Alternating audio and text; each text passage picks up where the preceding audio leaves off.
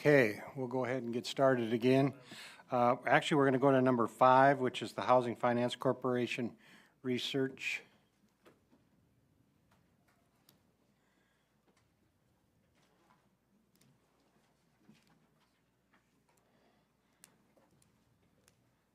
How are you, Imelda? I'm doing well, thank you. Good afternoon. Good afternoon. Imelda Speck, Housing and Redevelopment Senior Manager. So as some of you may recall, we've been going through the process of researching housing finance corporations because we have two currently inactive corporations, and the discussion is to better understand what they can and can't do for the city and go through the process of the pros and cons of it before we make a decision of reinactivating or not. So for background, in December, we brought to the Audit and Finance Committee a presentation that looked at information from our surrounding cities and how they are using their housing finance corporations, some tips that they've given, and again, pros, cons that they've listed. From that meeting, we had a request to review our housing plan, which we presented in February, and then we had some additional research questions to look at specifically how other HFCs that may have gone inactive, why they are inactive. So this presentation is to respond to those additional research questions before we go on to the next part of the research. So as mentioned, looking at how many HFCs have gone inactive or dissolved and why, and then some data was requested as well as looking at the different number of housing types by council district, and then looking at with our comparison cities the same housing mix and housing cost that Irving is compared to our comparison cities. So first, in order to try and determine which HFCs have been dissolved and as to why, we had to kind of do a long search just to get a list of HFCs in the state. Unfortunately, there is not one go-to list. The best that we could give is from the Texas Department of Housing and Community Affairs, TDHCA. They have had a number of lists from 2006, 2010, and 2020, but it is not an all-inclusive list. Per the statute, HFCs are supposed to be reporting to TDHCA, but TDHCA doesn't have an enforcement mechanism. So they have the most comprehensive list, but I can tell you it's potentially might not be all of them. With that said, from those 3 lists, we looked at the HFCs listed on there, and there were a total of 90 from those 3 reports. Then we're able to divide them out between currently active HFCs and then what we considered currently non-operational HFCs. Breaking that down from the 90, we had 61 in what we're considering active. And of the 61, there are 10 that we labeled as dormant. This would include the 2 Irving HFCs because we are technically active because we haven't dissolved, but we're dormant. We have no activity. And then additionally, we had 3 that would be inactive just because they are only in operation because they have legacy deals. So some HFCs, as we'll get into, were only set up for maybe one particular project, one particular program, and so they are just riding those out in regards to monitoring, and then they haven't been doing any new deals, if you will, or any new programs. Then our next category is what we consider the currently non-operational HFCs, which this is getting to the question of why. So some are no longer operational because they merged with other HFCs. So we had about 5 of those. For example, the city of DeSoto merged with a larger county-wide North Central County HFC to have more of centralized concentration or, cohort to work on HFC activities. So there were about 5 of those that merged into a different entity. And then 2 were formally dissolved, but they were only dissolved because they did not submit paperwork to the Secretary of State. So it was for a totally different reason than HFC purposes. And then the rest of those, that would give you 22 left in that number of 29. Those we were not able to say if they were operating or not. We couldn't find anything online. We couldn't find any information on the city's webpage. When we contacted their city secretary, there's been such staff turnover that they're obviously not in operation being used. So we couldn't confirm if they were formally dissolved or not. So we've put them in the non-operational HFC because they're not doing anything, and we couldn't confirm if they are dormant or not. Of those that we reached out to, we reached out to all of the HFCs. We had 22 that responded to our efforts, and so those are ones from our first round as well as our second round that responded to the questions that we asked and to some of the pros and cons, any tips that they can give us, and the activities that they do. So we were able to have a higher list or gather more information to the original questions that we had. So in regards to the reasons for inactivating HFCs or making them dormant or merging, again, there were several that were created for a single purpose, like a single family home mortgage program or a specific development deal. And so they're no longer being used for any additional projects or programs. We've talked about some that have merged with other HFCs.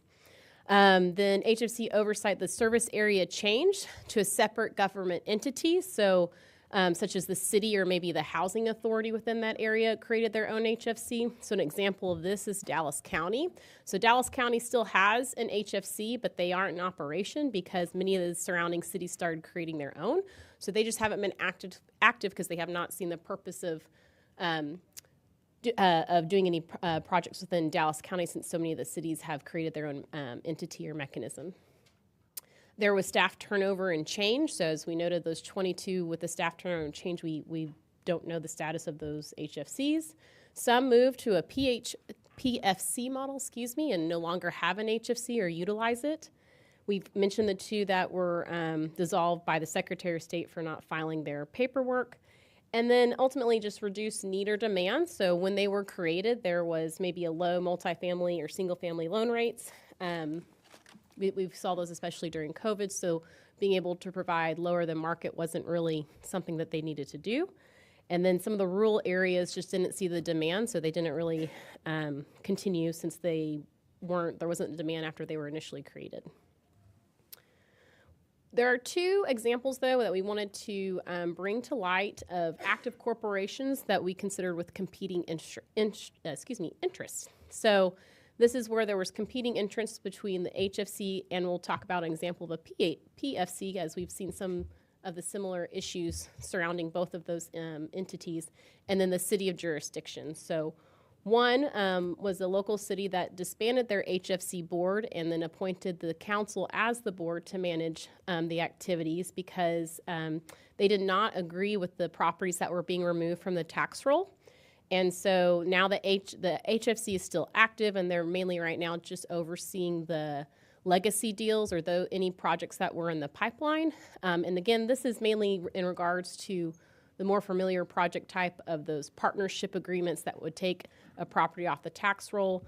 And so that's versus some of the other programs you can do. So this council decided they wanted to have more oversight and control as to, again, those properties that come off. So they, again, disbanded the board and appointed themselves, which they can do. And then a second one is more of a PFC example. So the ISD and the city are actually in litigation with the PFC, and the PFC is not the city's, it's the city's housing authority that created it. And so here they also had disagreements of which properties were coming off the tax roll and in wanting to ensure that they were actually serving who they were supposed to serve. So they are in current litigation to determine if they're actually serving the 80 percentile, 50 percentile AMI residents that they're supposed to. And then also looking at how to ensure that better communication on which properties are coming off the tax roll. So this is not something I don't think is new. We've talked about this in a couple of different examples back in February, more so from entities outside of the area, but just wanted to talk about how some cities are also dealing with this just internally and some of the things that they're doing to address that issue. So we looked, last time when we presented some of what we could get information of some local HFCs as well as some outside of the Metroplex. Here we looked at our comparison cities to see which ones have HFCs as well as PFCs. So you'll see Dallas, Fort Worth, Arlington, Garland, McKinney, Grand Prairie, and Mesquite all have active HFCs.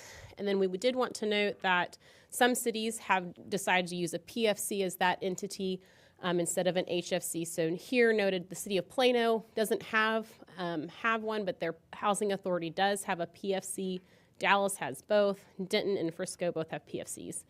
And then those comparison cities that have neither type of entity would be Carrollton, Richardson, and Louisville. And then just to note, there of a bunch of our smaller cities, they have that North Central Texas HFC to have more combined efforts on HFC projects. So wanted to also include some of the tips that we've learned from our second round of research and those that we were able to speak with. So as noted in the two previous examples, the obtaining of city support, and this has become a bigger issue and what we anticipate, I think, with John's mentioned some of the legislation that we expect at this next session of how to ensure that the city is aware of properties that are coming off the tax rolls. And that's, again, for one particular type of activity that can be within an HFC, but ensuring that there's the city support for that.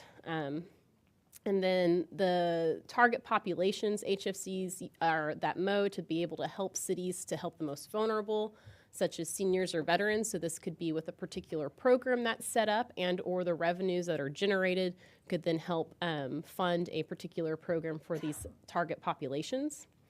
There is a bit of a liability protection, again, with the extra layer of protection in some of the development deals by utilizing an HFC versus partnering straight with the city. HFCs can help manage the speed of projects. So they can create and reactivate the HFC and be prepared for when a project comes, but ultimately the HFC does not have to go forward with every deal that comes to its door, just only when an ideal opportunity arises. Create strong policies, so this is how we would navigate some of the lessons learned from other HFCs and that we've seen in the activities and the priorities that are set for what, if we were to reactivate ours, if there are priorities as to which programs and activities we would do. And then again, as a revenue generator, another opportunity to raise funds to help cover the operating expenses and other programs addressing our affordable housing program and plan. Getting into the data, so here is the a table version of the housing mix by council district, and in the next slide we'll look at a more graphical visualization of this, but you'll see in each district the number of single-family units and multifamily units within that one district. And then we also included the number of LIHTC units. We have updated this chart from previous information as we have called and confirmed which units are still active. We've had several over the last couple of years that reached the end of their affordability period, so we've actually lost about 50% of, close to 50% of the units that we've noted before. And so you'll be able to see where those LIHTC units are located now within the district. And so you'll have those percentages per the district, and then you can compare that to the city total to the right. Here is that same information in a graph version. So you can see in the orange is your single family percentage homes, and the yellow is multifamily, green is other, and then the line going across is just to show the total number of units. So you can see total number of units per district per across the city. And then the dots at the very bottom just represent the total number of LIHTC units within that district and citywide. Next, the next request was to look again at housing mix by your comparison cities. So here we show what we did is align these left to right from highest number of housing units to smallest number of housing units. Again, same coloration of the single family as orange and multifamily as yellow. And then across the dotted line just shows that 50 percentile line of where cities fall 50-50 or not. And then again, the blue line is to show the total number of units for that city it's looking at. Next request was to look at housing costs. So we broke this down by median home sales price with our comparison cities. So this is the data in the same order of number of housing units from largest to least. So you can see where the cities are falling in regards to their median home sales price. And that yellow line is the number of months in inventory. So you'll see all of these cities have between a 1 to 2.5 month inventory. This is for 2023 was the most recent data that we were able to get from the Real Estate Research Center. The next slide, instead of having it in the order of housing units, this just puts it in the order of median home sales price from greatest to least. And you can see here Irving falls in the middle at number 7. And again, that same line number of months in inventory. Next, we looked at rent, so our median contract rent. So this is back in the order of it by inventory instead of amount. So seeing where the various cities fall in their rent. And then here is one that shows from greatest to least in regards to contract rent. Again, Irving falling right in the middle in regards to contract rent. So happy to take any questions on that data presented, but the next steps from here is to receive any additional questions that you may have that you'd like staff to look at. The next step in our research of HFCs would be to start looking and diving into the actual activities. So some of the more complex activities such as bonds and then the partnership or ground leasing, holding separate presentations for each of those to really understand the pros and cons and liability in each of those. And then looking at some of the other additional programs that we can do from the mortgage credit certificate program, how it can assist to be the entity that we hold some of our other rehab programs under and land banking and what may be some benefits to do that versus just under the city division.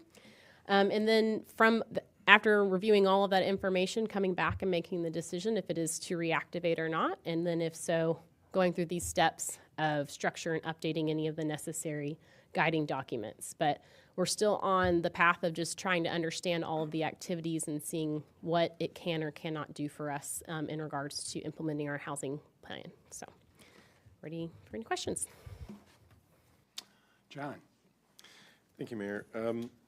Going all the way back to the beginning, you mentioned we have 2 HFCs in Irving. I was only aware of 1. No, if you may recall, there's the Metro HFC, which was created for one single purpose, and then the Irving Housing Finance Corporation was the more recent one, had more authority to it. Right now, they're both dormant, and then if we were to go forward with one, we would dissolve one and just have one. But within the legislation, you can select one to have one just to do a mortgage program, and that's what the Metro HFC was. It didn't have much activity to it though. So. Okay, so I recall IHFC has somewhere in the range of $100,000 to $200,000 in an account somewhere. Does the Metro one have any? Not that we're aware assets? of, no. Okay.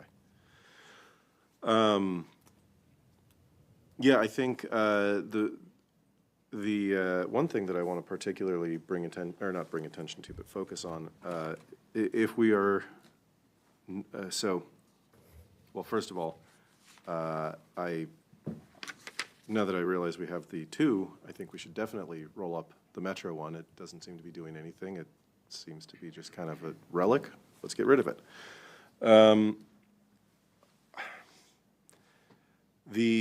If we are going to keep the Irving Housing Finance Corporation and reactivate it and go through all this stuff, I think it's going to be absolutely critical that we also update the policies to include that all deals must have a council resolution of support in order to be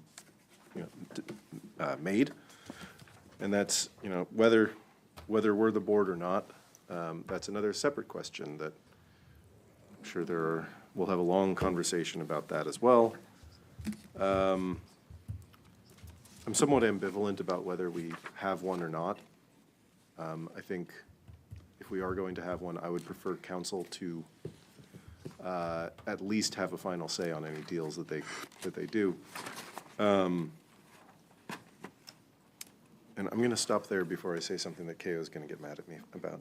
And just to respond in regards to the 2 housing finance corporations, we have when we talked about it back in December, there was the direction to dissolve it. We're just waiting until we basically need to know if we're going to dissolve 1 or 2 and know what we're going forward with. And so that's what we were waiting on. So that direction was given. Brad. This data is really good. You always have great data for us to look at, but I did Did have some questions on slide 10. There's we measure our single-family units, multifamily, and other. So what is other? Mobile homes. So there's mobile homes in District 6? Per the census data that we have, yes. Mobile homes. What was technically also included in that per their definition are RVs or boats that Okay. could be lived in. But I don't know many boats here, so. So I also wanted to just observe and then ask a few questions in the LIHTC units, which is the low-income housing tax credit units. So 1 and 7 used, at least as a couple of years ago, seemed to have, districts 1 and 7 had more units. Have they gone away? So they lost their affordability period over the last several years, so we went through and updated that data. So this reflects who are still within their affordability period. There is one project, and I can't recall which district it is, but there is one that's technically past its affordability period, but is continuing to keep its affordability, are continuing to be an affordable project, which they can do. But the other ones are They could still offer the pricing if they correct. choose. They can still choose to rent based upon income levels for those rooms. I think this is an important chart when we look at this, because we also look at the multifamily units and the percentage in each district. I think it really should guide us as to like when and where we have a need for more multifamily.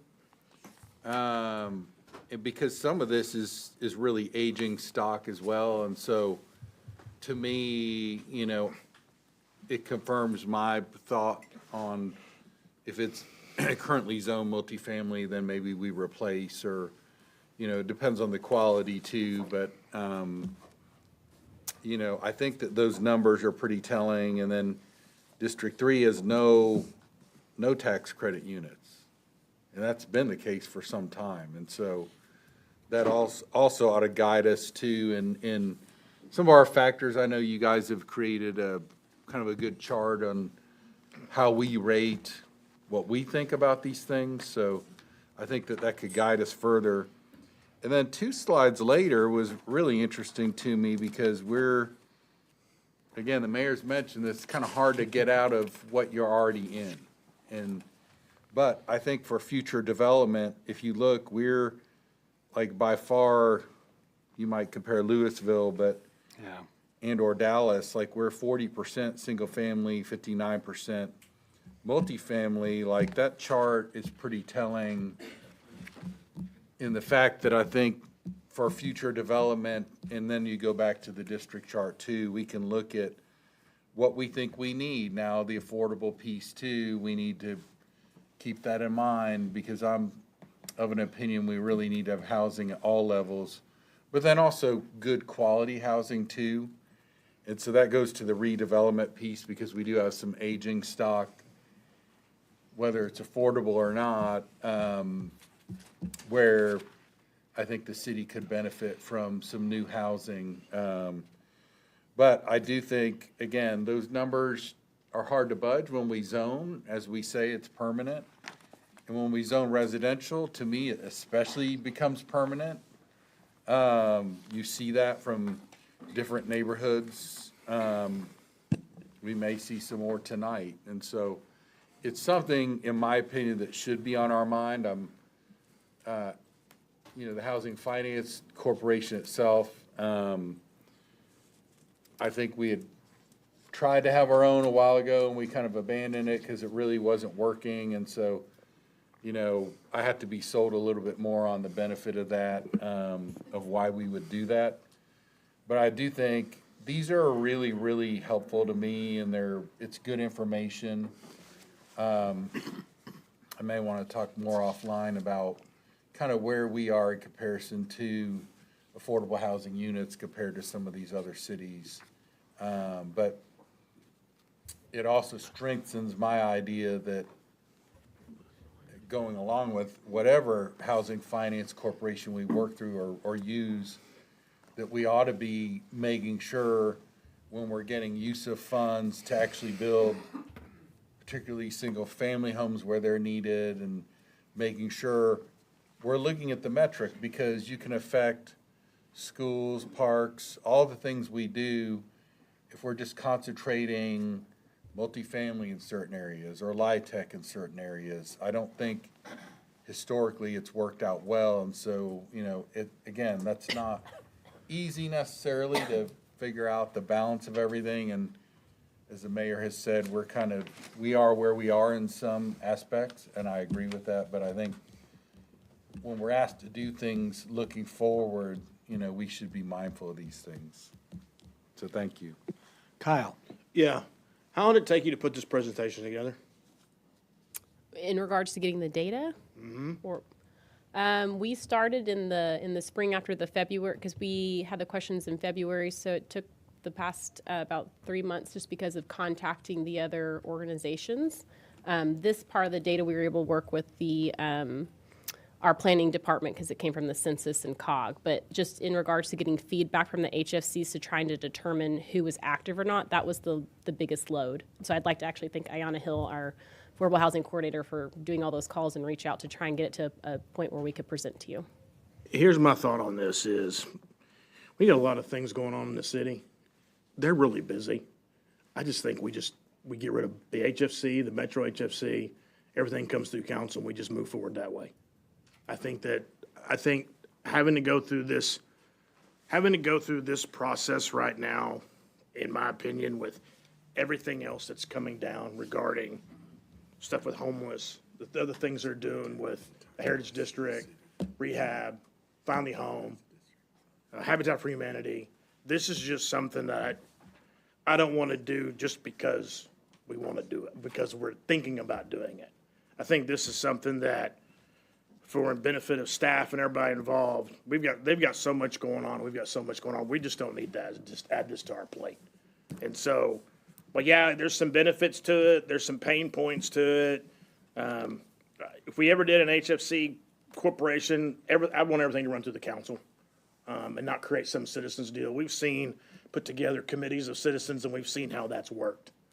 The data that was done is really good, and I think there's some data in there, like Brad is talking about, is very helpful for us to use. But I can think of about 10 things off the top of my head right now that I'd rather have you and your staff, Philip and his staff, working on besides this. And that's my opinion. I just don't think data's great. We can use the data for other things. We don't need to go forward with this, in my opinion. I just think it's Pandora's box. It's very confusing. There's a lot of pain and misery when you do these things. I just think this is just something we just draw a line through and move on to the other things. That's my opinion. Hal? Yeah, thanks, Mayor. Good data, thank you. But I'm of the opinion that I really don't feel a case has been made why we should keep HFC that we have. Metro, I agree, that's got to be jettisoned because that was for one specific reason in the past.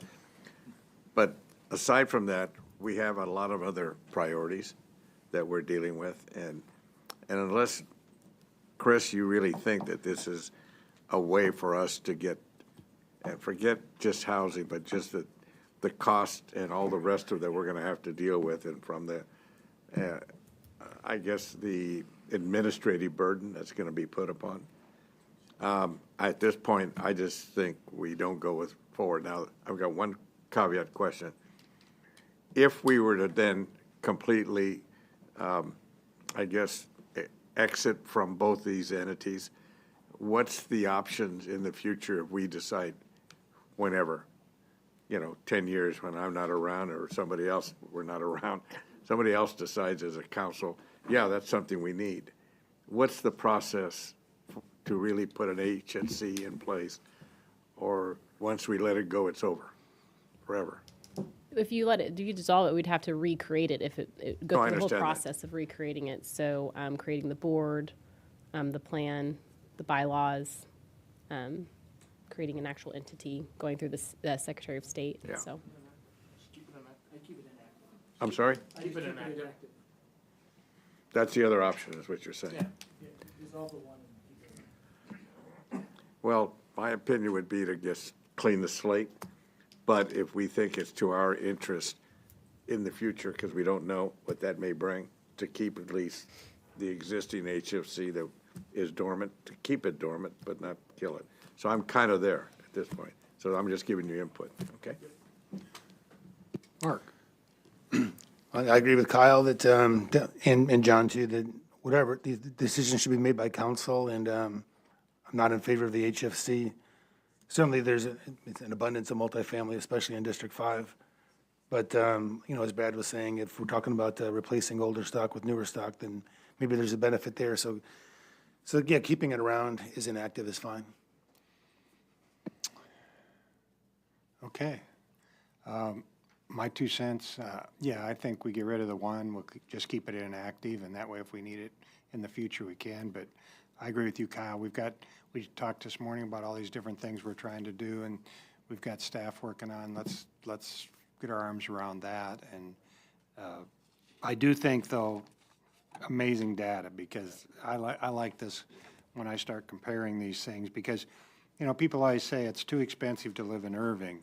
But if you look at here, you can see we're about in the medium of the middle of the other cities. And then you have the people that say Irving doesn't, it's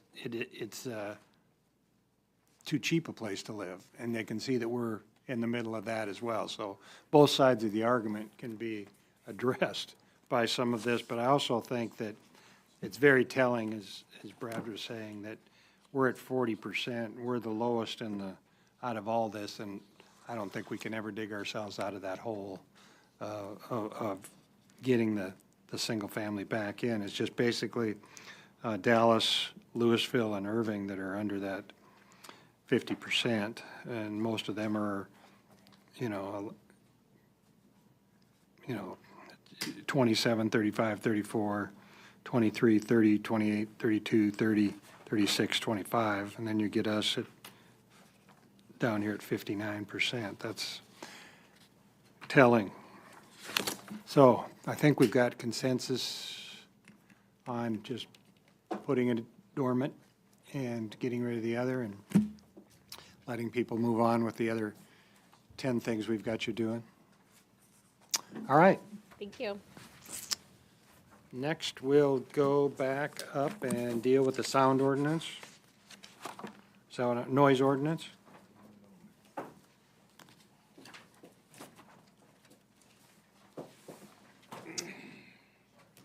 We've got all these cars that are revving their engines, squealing their tires.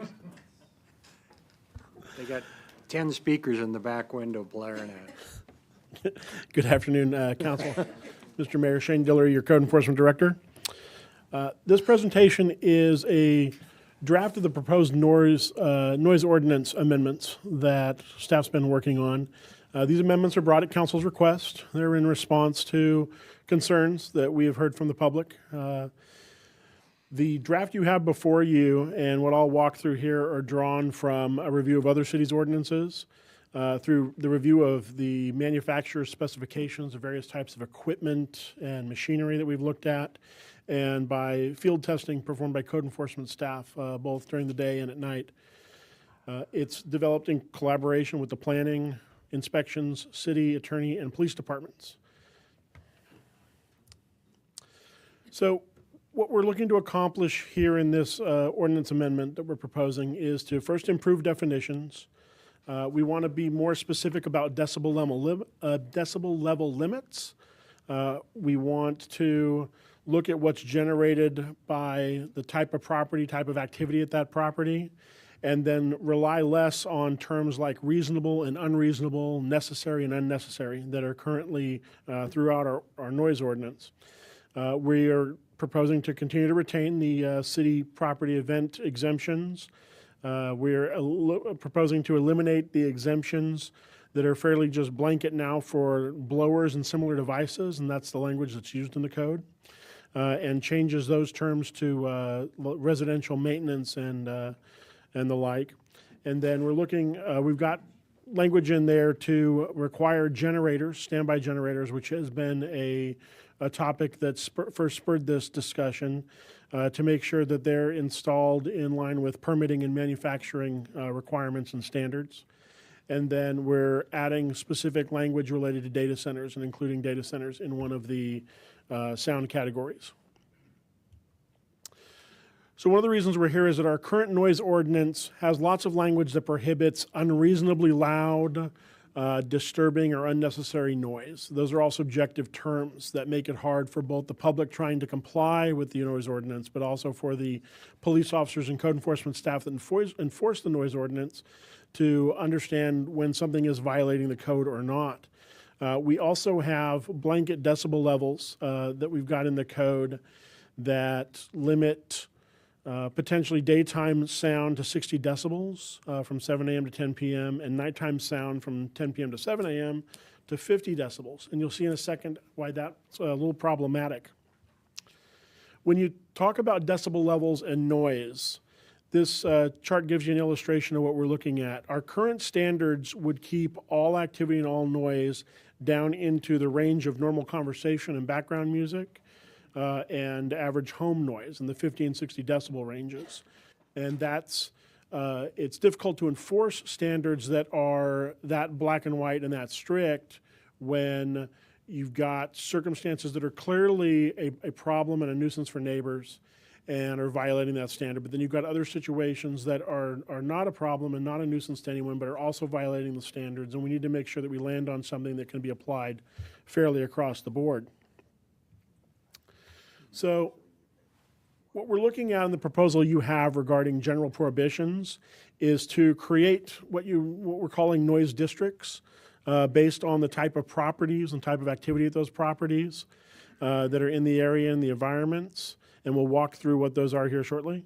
And then we found that this is a common model that's used in other cities that have a blend of commercial, entertainment, residential mixed together and need to account for those different circumstances. And then we're creating specific sound limits in those noise districts. Again, in comparison to what we found is working well in other cities, through the testing that we've gone out and done, and in receiving feedback from the public, both here at council meetings and in going out and meeting with businesses and meeting with residents to learn what they're experiencing and what they're trying to live through there. So the first area we're talking about is residential. This is fairly easy to understand, I think. It's our standard, a residential properties as defined in the ordinance draft you have in front of you is one that's used for living. It can be a multifamily complex, it can be a single-family residence or a condo. The standards we're proposing there are higher than we currently have in our code, again, because of the findings we've made so far with our measurements, and we're proposing a 65 decibel limit, and then adding language to the code to allow for us to be able to increase that limit when the ambient noise level exceeds that standard. And that would be during the day, and then at night a 55 decibel limit. So when you go back to that chart I had at the beginning, that's going to be decibel levels that are in the normal conversation area and household appliance area. Those are the things that we're expecting in residential areas. The decibel limit increase is important, and you'll see this on each of the slides I walk through, because when we went out and tested noise at night, depending on how close you were to one of our freeways or near business activity, that sort of thing, the ambient noise level could conceivably be higher in those areas than the standards that are currently in place now, or even we're talking about proposing here in some circumstances. And we want to make sure that we don't preclude ourselves from being able to enforce something when there's a problem by not having a system that allows us to increase the decibel level there. So in the industrial district, and that includes data centers, we're looking at a 75 decibel limit during the day and a 60 decibel limit at night. And then that's going to be in the range of a car engine, and again, at night into your moderate and quiet sound with normal conversation and household machinery and that type of activity. The low-intensity mixed use, we're proposing a 70 decibel limit during the day and a 60 decibel limit at night. Low-intensity mixed use is defined in the draft you have as less than 5 stories in height type commercial buildings, blocks where you have a mixture of residential and commercial property, and that type of light commercial use with residential either in the same building or in the same block or blocks. High intensity is much more like what we have in our urban center. Those are 6-story or higher buildings, and the expectation both for people that are living there and for businesses and commercial activity that goes on there is that it's more of a nightlife, more of an entertainment type activity that's expected in your high intensity mixed use areas. And so we're proposing 75 decibels during the daytime hours and 60 decibels during the night time hours. We're also proposing an allowance for weekends in the high-intensity mixed-use areas where restaurants and businesses that have a nightlife angle to what they're doing would be able to take the daytime allowance and extend it until 10 p.m. or until 11 p.m. To 7 a.m. on Friday and Saturday nights. That standard is actually one that is baked into the HOA and property management standards in the Water Street area, and we looked at that as an example of something that seemed to be working well for the residents they had that were above restaurants and businesses that had bands or music below, and so we've looked at that as a standard there. Public entertainment facility is a category that you see in the draft that is right now exclusive to the Toyota Music Factory and the area there. It is a publicly owned facility that is expected to have concerts, expected to have entertainment. We've landed on a decibel level during the day that is the state law standard or the state law maximum of 85 decibels, and that's a little louder than a truck engine steadily. And then at nighttime down to 65 decibels. We've also baked in a weekend allowance there that's slightly later than the high-intensity mixed-use standards at 11:30. And this is also in line with the approvals for the Toyota Music Factory and what's been working well for us there so far in the area. So specific to standby generators, there's no longer in the draft you have there going to be a blanket exemption. The current language we have for blowers and similar devices could be interpreted to provide a blanket exemption to those types of devices. You will recall that Wayne and the inspection staff came a few months ago and amended the building code to require better setbacks and installation standards that they're working with these devices when they're installed. And this will complement that by baking into the noise ordinance that they are required to operate with the manufacturer's specifications, and they're required to operate only when they've been installed under permit by the inspections department. Specific to data centers themselves, and what we've got written into the draft you see there is that we're restricting the testing and maintenance of their generator systems to between 8 a.m. and 7 p.m. so that they can still do what's needed to make sure the devices run well, but don't do so in an unnecessary time frame where it's going to bother residents that may be nearby. Speaking to that blowers and similar devices language that we currently have in the code, we've changed that section's title to residential maintenance activity. And what we're looking at there is restricting the time frames in which you can do lawn care and home construction and pool maintenance using equipment that generates noise. And we're looking at 7 a.m. to 9 p.m. on weekdays and 8 a.m. to 9 p.m. on weekends. So that whereas right now the blower language gives us an interpretation that there's not a restriction on that, we're baking in a restriction here in your proposed draft to limit the time frames so that people are respectful of their neighbors. Whereas I was just speaking about the intermittent activity of maintenance, I'm talking now about mechanical devices that are installed permanently at homes, your HVAC system, refrigerators, pool filter motors, those sorts of things. We do not have a day of time restriction because obviously here in North Texas you will want your air conditioner to be running at night.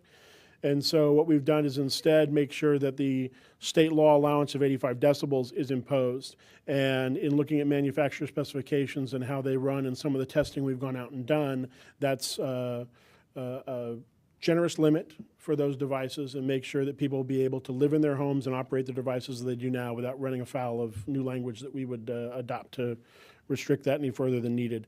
When you get something that's above that 85 decibels, it's typically because the device has begun to malfunction in some way. Belts that need changing, equipment that needs to be maintained, and will allow us to step in and require somebody perform that required maintenance and bring those decibel levels down when it begins to violate the maximum. There's still exemptions that we have in the code right now that we're keeping. So we're keeping all of our safety-related repair and our warning, alarm, and sounds language that's necessary. Non-safety related work, as it's exempt in the code right now, for public agencies from 7 a.m. to 7 p.m. And then the expected use of sports facilities and playgrounds at school events are all that language is remaining the same and not proposed to change. We are clarifying in the draft you have some exemptions related to city property and the exemptions that are allowed for events on city property. Again, the standby generators we're talking about, and those would be exempted during power outages or disasters because that's what they're intended for. And then some language that clarifies that if fireworks are allowed under the authority and permission of the fire department, as is required with the fireworks permit that the fire marshal's office would issue, that the fireworks, which in all situations and at all times of day would likely violate the standards of the noise ordinance, would be exempt, provided that they're being done lawfully and in accordance with the approvals of the fire marshal's office. So for the enforcement piece, I want to touch briefly, and then I'm going to ask Deputy Chief Pearson from the police department to join us here, should you have any questions about this piece. The ordinance that you have before you in that draft still retains the authority of the chief of police as the primary enforcement officer for the noise ordinance, and then the ability to delegate that authority to his officers and to code enforcement staff. And it's still a misdemeanor and doesn't change the fine amount or the penalties there. I'm going to let Deputy Chief Pearson speak briefly about the police department's view of what we've got going on here and anything that you'd want to talk about implementing the ordinance on their behalf. Thank you. Good afternoon, Philip Pearson. I'm the Deputy Chief of our Patrol Division. And the main thing for us is that we're very appreciative of the extensive work that Shane and his team has done to help deal with the subjective language, the ambiguity that's in this ordinance. Because if you think about it from a law enforcement perspective, we have to be very consistent, fair, and equitable when we enforce things, and if there's any ambiguity, it makes it hard to make that decision.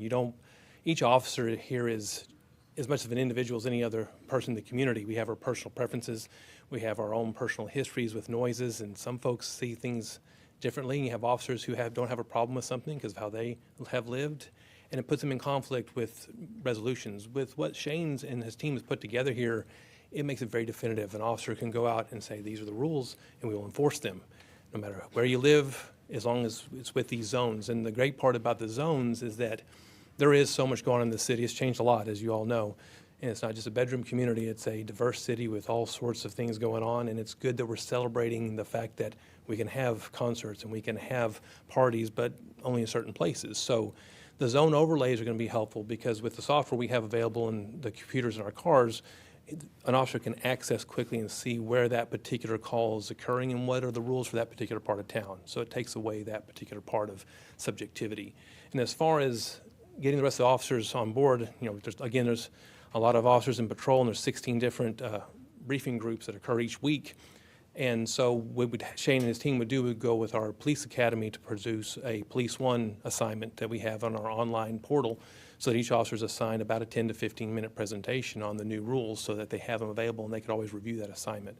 Because I know his team's tried to come to our briefings before, and it took weeks for their folks to take away from their normal duties to come to all 16 separate briefing sets. So technology allows us to roll out all these changes quickly. And the fact that it's going to be just clear rules is going to help our officers a lot to be confident and make good decisions out there. Over there in case they got a question. Thank you.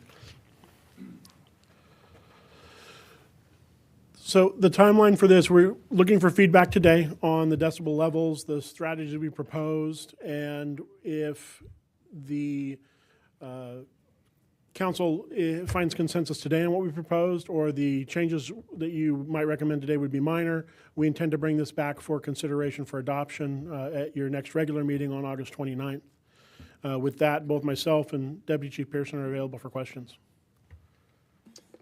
John? Thank you, Mayor. So I first of all, tremendous work. I really love the approach you've taken.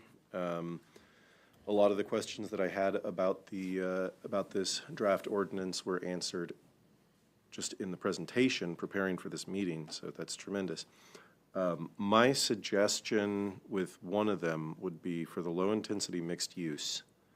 I can tell from the map that's provided there that the Heritage District is kind of included in that category. I would request that, if possible, could we add weekend hours for the Heritage Crossing District specifically? Not all low-intensity mixed use, because that's going to be broader than just Heritage. But since we do have that TOD defined as a specific district in our zoning, could we do that? Add just a specific call out for weekend hours there, because we do have the movie nights on Fridays and things like that. Yeah, if there's consensus for that, the good thing is that this ordinance is still in review with the city attorney's office and with the prosecutor's office, so we've got time to work with them on some language tweaks and some final edits prior to bringing it back to you. So if there's consensus for that, we can by all means make some changes there.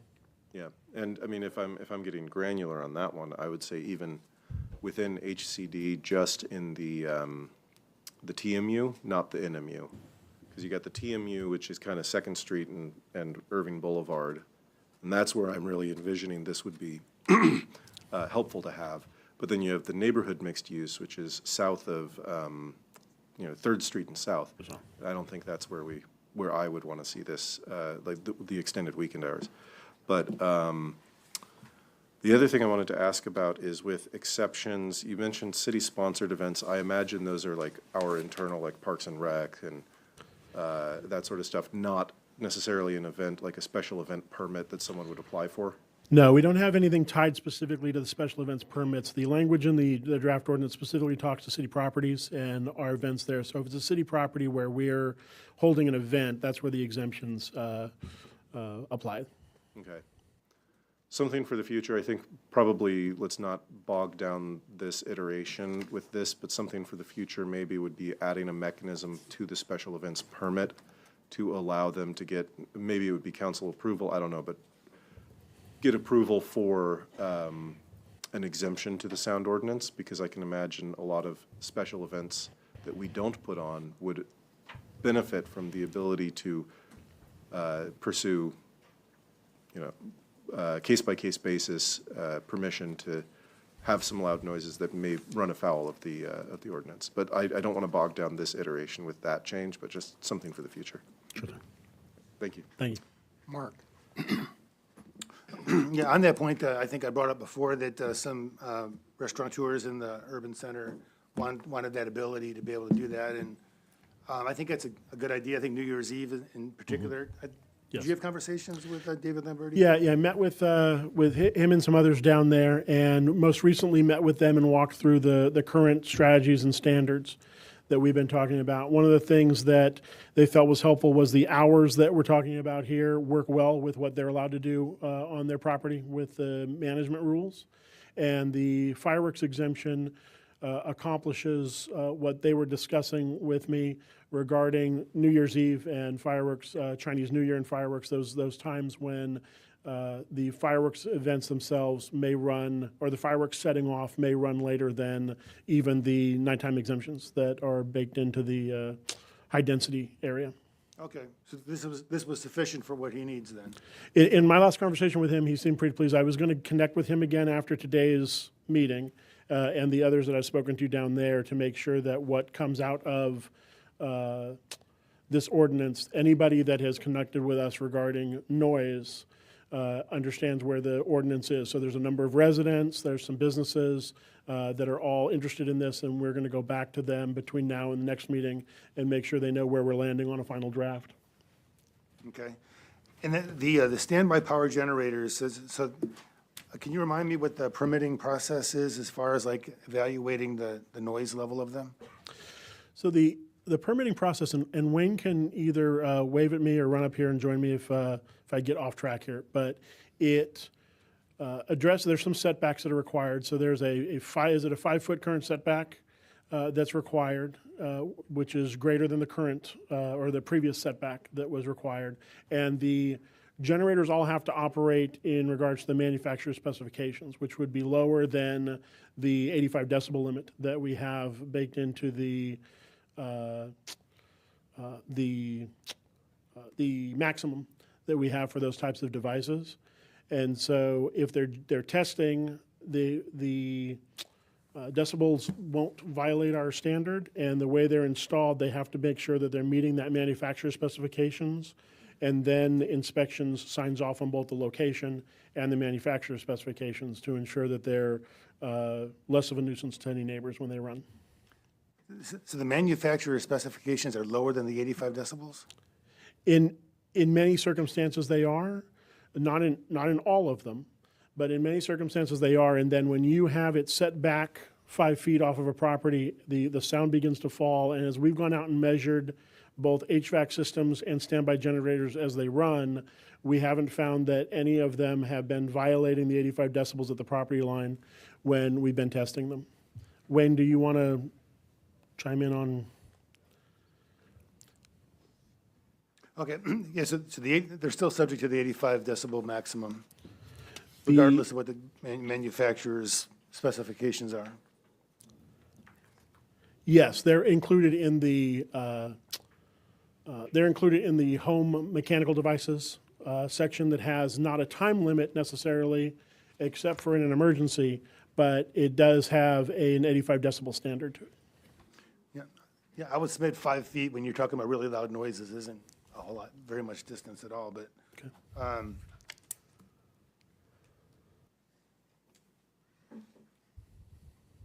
Okay, all right, thank you. Brad, and then Al. And then Kyle. So the residential, we would be going up, which I'm not necessarily crazy about, but the levels are quite low.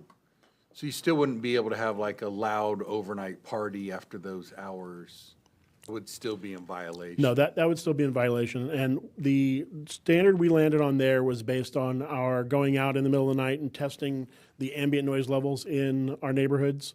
And what we were finding there was the general high-end sound level, so that if, in fact, we were in a position where we were getting a complaint, we would go out with this standard here knowing that that's generally what we would find on the high end for ambient noise in our neighborhoods now, especially as you get closer to 183 or closer to 114, the ambient noise levels get pretty decent there. Would it actually be 70 and 60 then with the ambient? If in fact the closer you get to the freeway, the higher that'll get. And so if you've got homes that are a couple of blocks off of one of the major freeways, you can conceivably have an ambient noise level that is right about between 60 and 65 is what we found when we were doing our measurements. I could show you examples.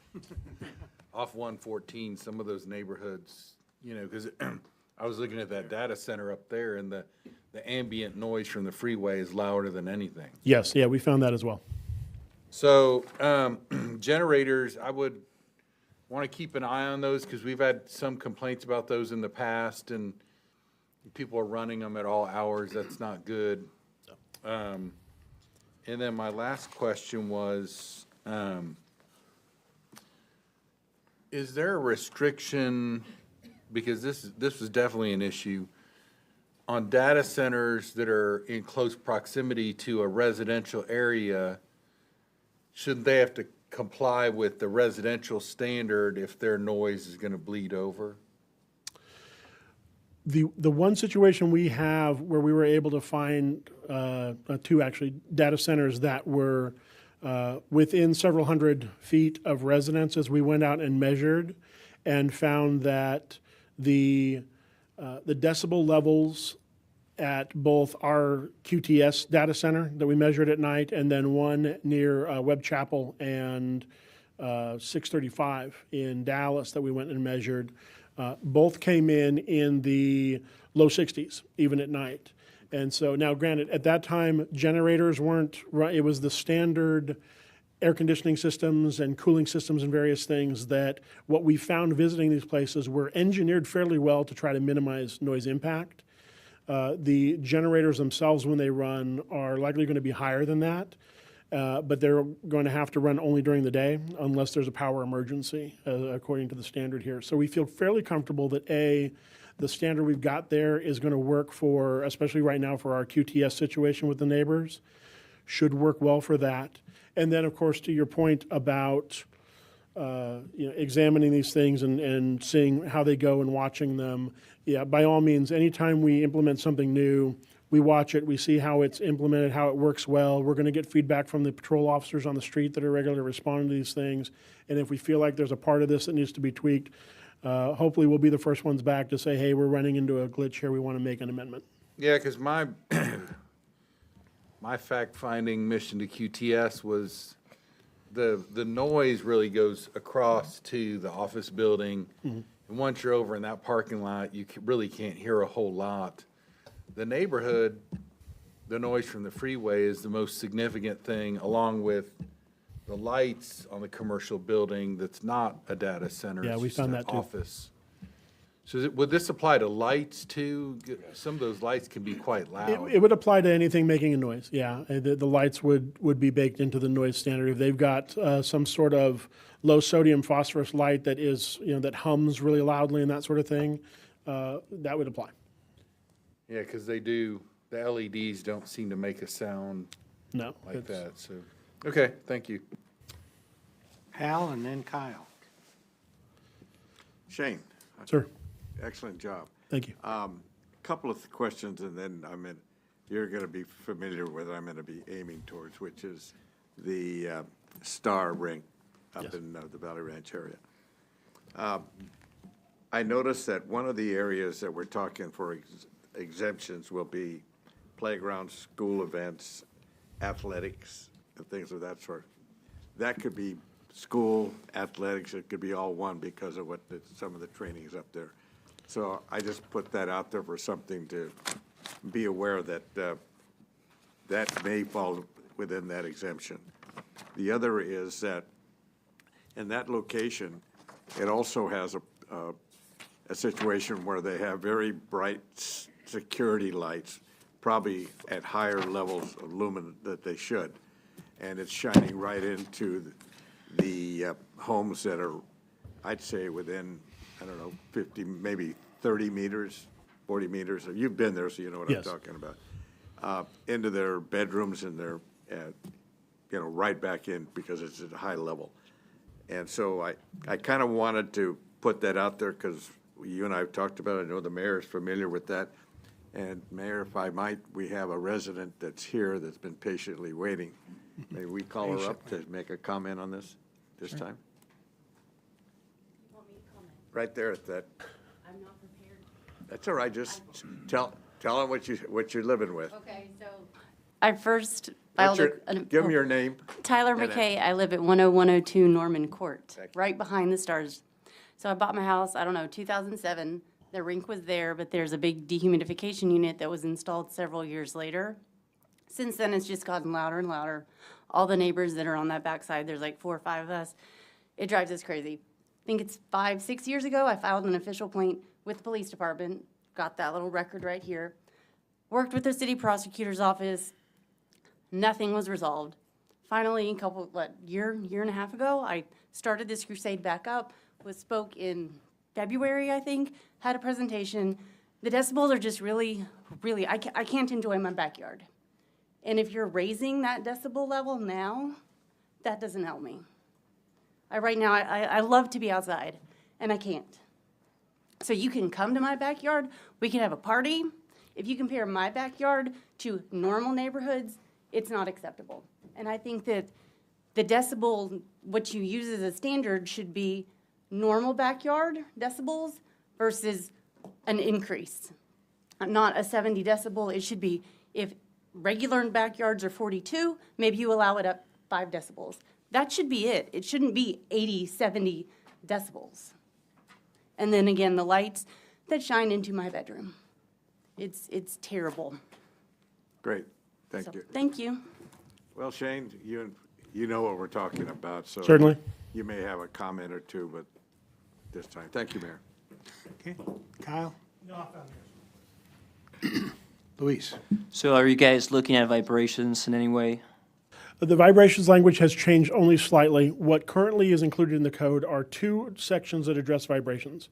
The first one says that vibrations are not permitted if they're detectable without a device, if the vibrations are unreasonable or unnecessary for the activity. And so we've eliminated that language because we don't want to try to determine what's reasonable or necessary in that situation. There's a second language there that we've kept unchanged that speaks just blanket to vibrations that are undetectable without, or that are detectable without a device would violate the noise standard. And that we've left alone and instead just removed the subjective language that's in a section above that. Okay, what does that mean that they are detectable without a device? Basically, if the officer that responds or the neighbor that's calling feels the bass, if you will, from an event or from a car or a neighbor, that sort of thing, or you're in a position where the windows are rattling or you've got something like that, and you're not using, what the code intends to do there is not require we go out and use like ground monitoring devices where we place something on the ground to detect vibration, but just the natural environment vibration that a person would be able to feel or detect without the use of any electronics. Okay, but that could mean that certain, because that's usually caused by lower frequencies, right? Yes. But that means that the volume, at the acceptable volume of lower frequencies will be dependent upon whatever objects are in the environment that will, allow it to, that will start vibrating essentially. Sure, yeah. The detectability there may vary from person that responds to person responds, or the build of the building itself. And It's by no means Yeah, a silver bullet there. would there be a way of maybe establishing a frequency filter and just having decibels for that too? What's the best way of measuring it? To have a standard that somebody that is, organizing events can be, Sure. Or whomever can have a way of knowing what's the standard that they have to Right. attain to. The cities do not typically approach vibration ordinances from that scientific way because city staff and police officers generally don't have the equipment or the training to be able to get into measuring or reporting out on that type of activity. Whereas decibels are much easier to track and monitor and document. The detectability of the vibration is what all the ordinances I reviewed land on without the use of devices because of the fact that they're 2 different types of audiology and science that one is much easier for us to find a subjective number to land on, and the other is basically one where if you get out there and you can tell that the DJ is playing bass in your neighbor's house or something like that, you'd be able to go to them and say, hey, play it at a level to where when I'm off the property, I can't tell you're playing it, that sort of thing. So the advice we've given to people so far in those circumstances is to, as the DJ starts, to head out to head out towards the property line and sort of see if you can tell that the DJ is playing bass or that the band is detectable with the vibration. And if they can't detect it, then they're safe. Does that help?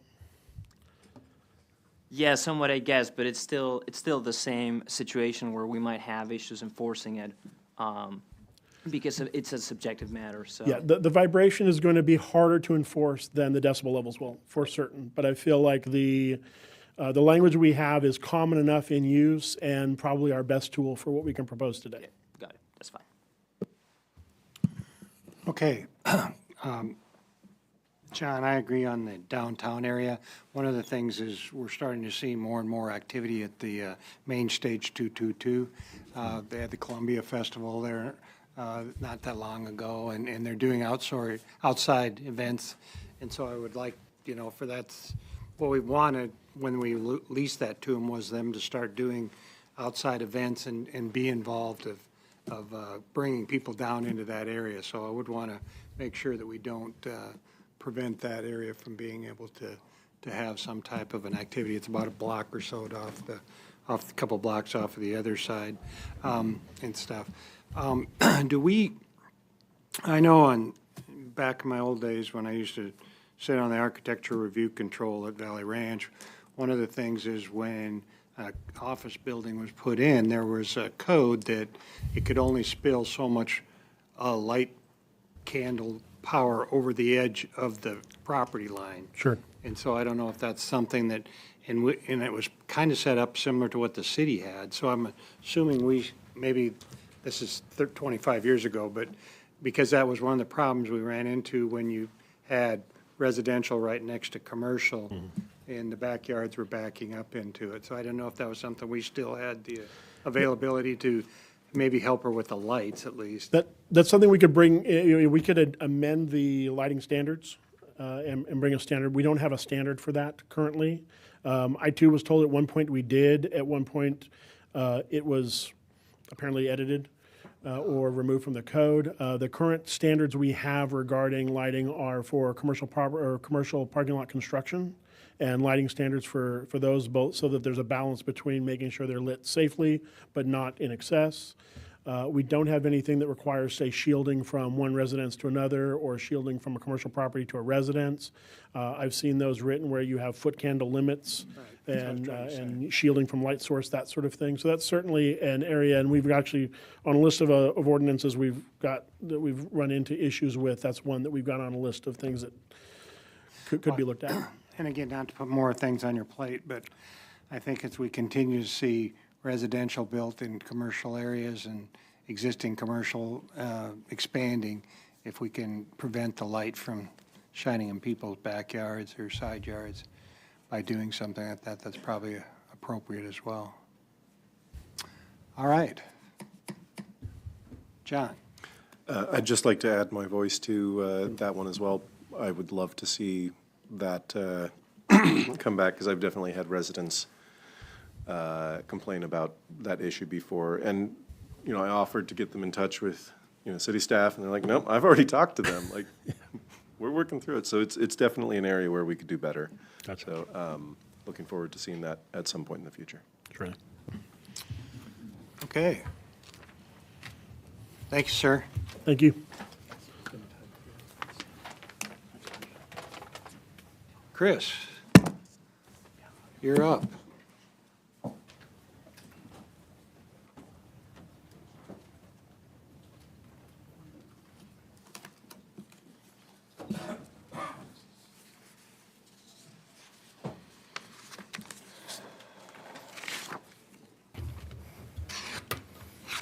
All right, good afternoon, Mayor and Council. Chris Hillman, City Manager. Appreciate the opportunity to walk through some of the discussions relative to the collective bargaining proposal and referendum vote that will be coming to you at a meeting, actually probably likely our next meeting when we do our budget retreat, for your authorization to move forward with the election. There's going to be two discussions relative to this agenda item. I'll go ahead and kick it off. Then I believe KO is going to be coming up, walking you through some of the statutory and timeline regulations relative to the vote itself. Mayor and Council, as you know, in late April, earlier this year, the Irving Professional Firefighters Association, the IPFFA, came into City Hall and to the City Secretary's office with the paperwork necessary to begin a petition to collect signatures to put collective bargaining on the November ballot. From a practical perspective, that was not expected. I did not know that would be occurring. There was not a communication from the IPFFA relative to that occurring. And from a pragmatic perspective, at least in my thoughts, I felt that we had had and will continue to have very good, open, and collaborative conversations with the Firefighter Association, as we have for the 10 years I've been here.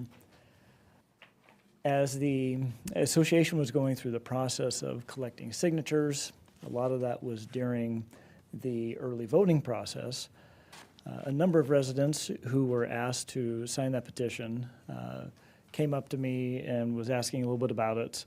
And the conversation came to why the IPFFA was seeking this collective bargaining opportunity. And the response back from those resident questions is, these few residents had told me, was that the firefighters were, quote, just looking for a seat at the table, which I fully understand and expect. And I thought that, again, in all pragmatic perspectives, that we already had. And I would respectfully submit that the firefighters have always had a seat at the table, not only with myself, but I believe with you as a council and with our residents as well. I'd also add in our fire chief as well. Our fire chief meets regularly with the IPFFA representatives to talk about different issues, operational issues, at times some personnel issues as they go through civil service. So there's always been, I believe, a very good, strong, open, and collaborative approach. For myself personally, I meet at least annually with the IPFFA members to go through our market study. The way that we have the process set out currently is each and every year, the city will go out and do a market analysis of firefighter position, fire department position increases for what other cities are doing. We definitely want to keep up and be able to hire the best and the brightest. So we want to make sure that we are competitive with other cities in the DFW area. We do our survey, salary survey for the market adjustments as a city.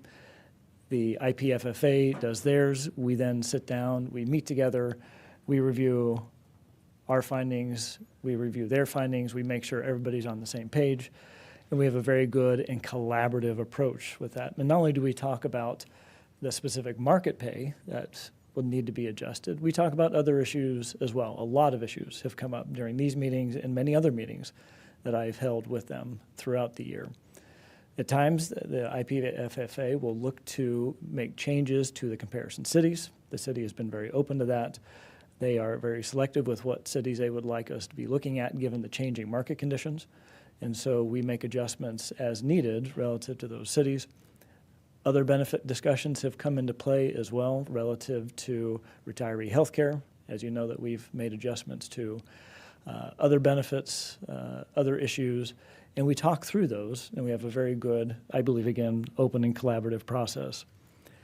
You as a council have also, I believe, been very supportive and open to your investment and your prioritization of our fire and our EMS services.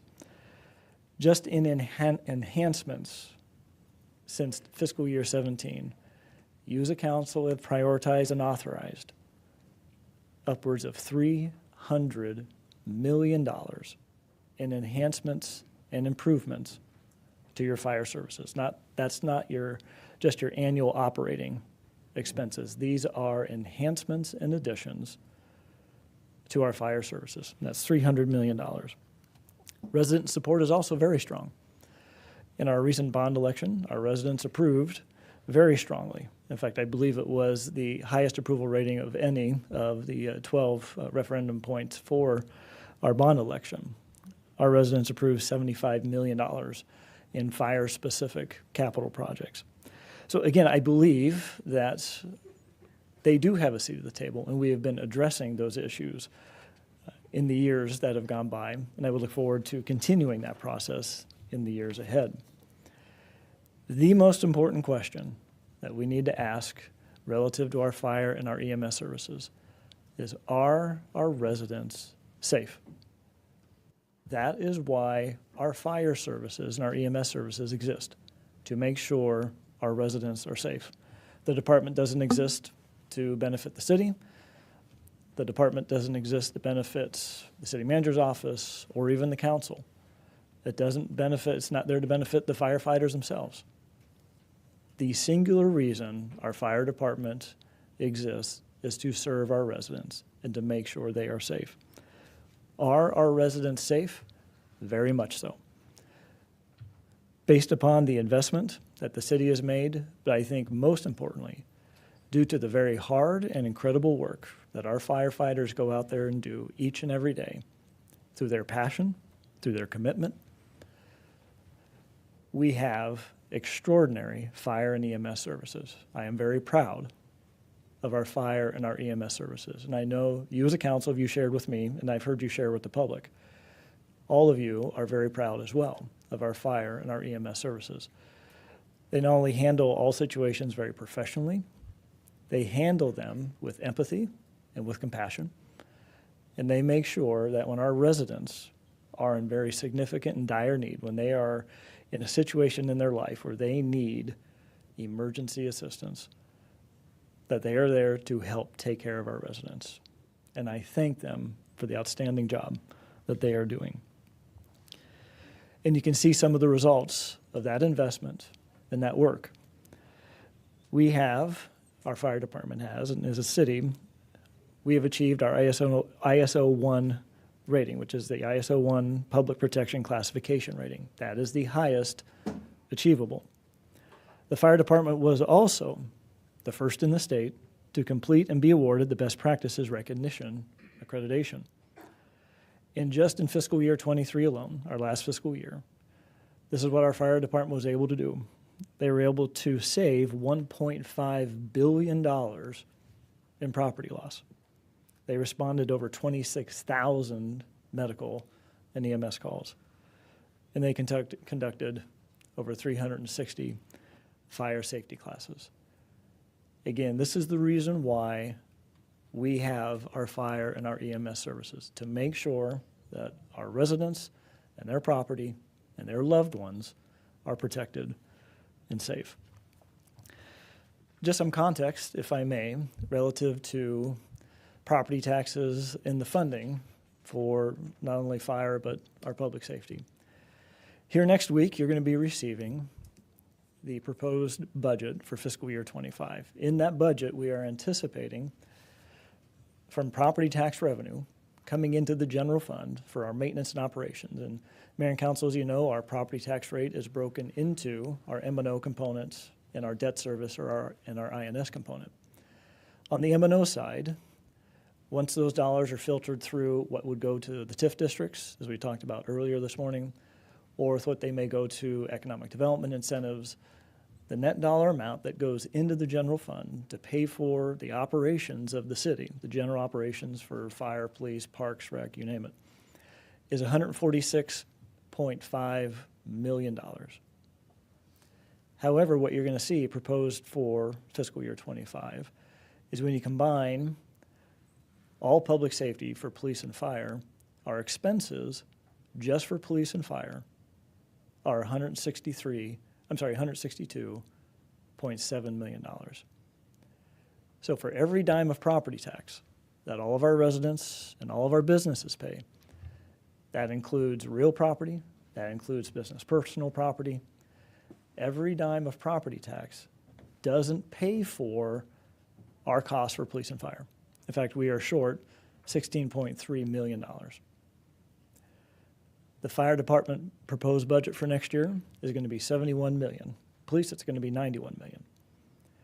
The fire department's budget as a percentage of that, all that property tax is 48.7%, so about half. So 50 cents of every dollar that comes into the general fund in property tax from all residents and businesses, and the businesses pay 70% of our property tax. 50% of that goes towards the fire. Without the assistance of sales tax and other revenues, our ambulance fees that we get reimbursed by the state, the ambulance fee that you have on your utility bills, if it weren't for those additional revenue sources, public safety would be underfunded. And that would require, at that $16.3 million, it would require other reductions in other services or an increase in the voter approval of property tax, because again, we are now capped by SB2 for what we can raise our property taxes to relative to existing valuation. Some of the investments that you have made under our existing open and collaborative process with our fire department. These are investments made since mostly the fiscal year 16 and fiscal year 17 budgets. Key capital facilities and equipment and service enhancements. The city made a commitment, and we've kept the commitments, to rebuild 2 new stations. Station 4 at $5.1 million, and Station 8, which is currently ongoing, at $16.5 million. In fact, you can see as we talk about some of these stations, just what the cost has gone up over the last 4 or 5 years, just for the cost to rebuild these stations or build new stations. We kept the commitment to build 2 new stations. Station 12, which was $3.8 million 7 years ago. We've gone from $3.8 million for a fire station to now $16.5 million for a fire station, as well as our new central station at $10.4 million, which will be opening up here in the next 5 to 6 weeks. We've kept commitments to implement enhanced 4-person staffing in stations 12, 10, and central. And that's costing the city on an annual basis a little more than $1.5 million. We have funded Medic 8 at $1.2 million per year, in addition to, because we're still waiting for the ambulance to come in, and we didn't want to, per your direction as council, wait until we have that piece of equipment in to begin to provide at least some EMS services in our District 8 area. We then put together $297,000 for the peak Medic 8 service. So we're taking an existing unit, and we are in our peak hours putting that unit into service, and we are using overtime to encourage our firefighters to staff that in those peak periods. And we've already set aside, as we do with all of our new service expansions, we've already set the money aside for the personnel for Medic 8 in the existing budget. So when that unit does arrive, we are already set and prepared to staff that unit, and we don't have to scramble to find the dollars to actually staff it. We've done that with Station 12. We've done that with Central Station.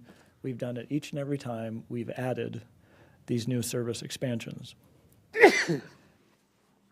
including Station 12. We have added 87 new positions to our fire department. 87 new positions. That is Central and Station 12 staffing, the enhanced 4-person staffing we just discussed, fire prevention specialist, the Medic 8 that we just discussed, as well as a recruitment team. 85 new positions.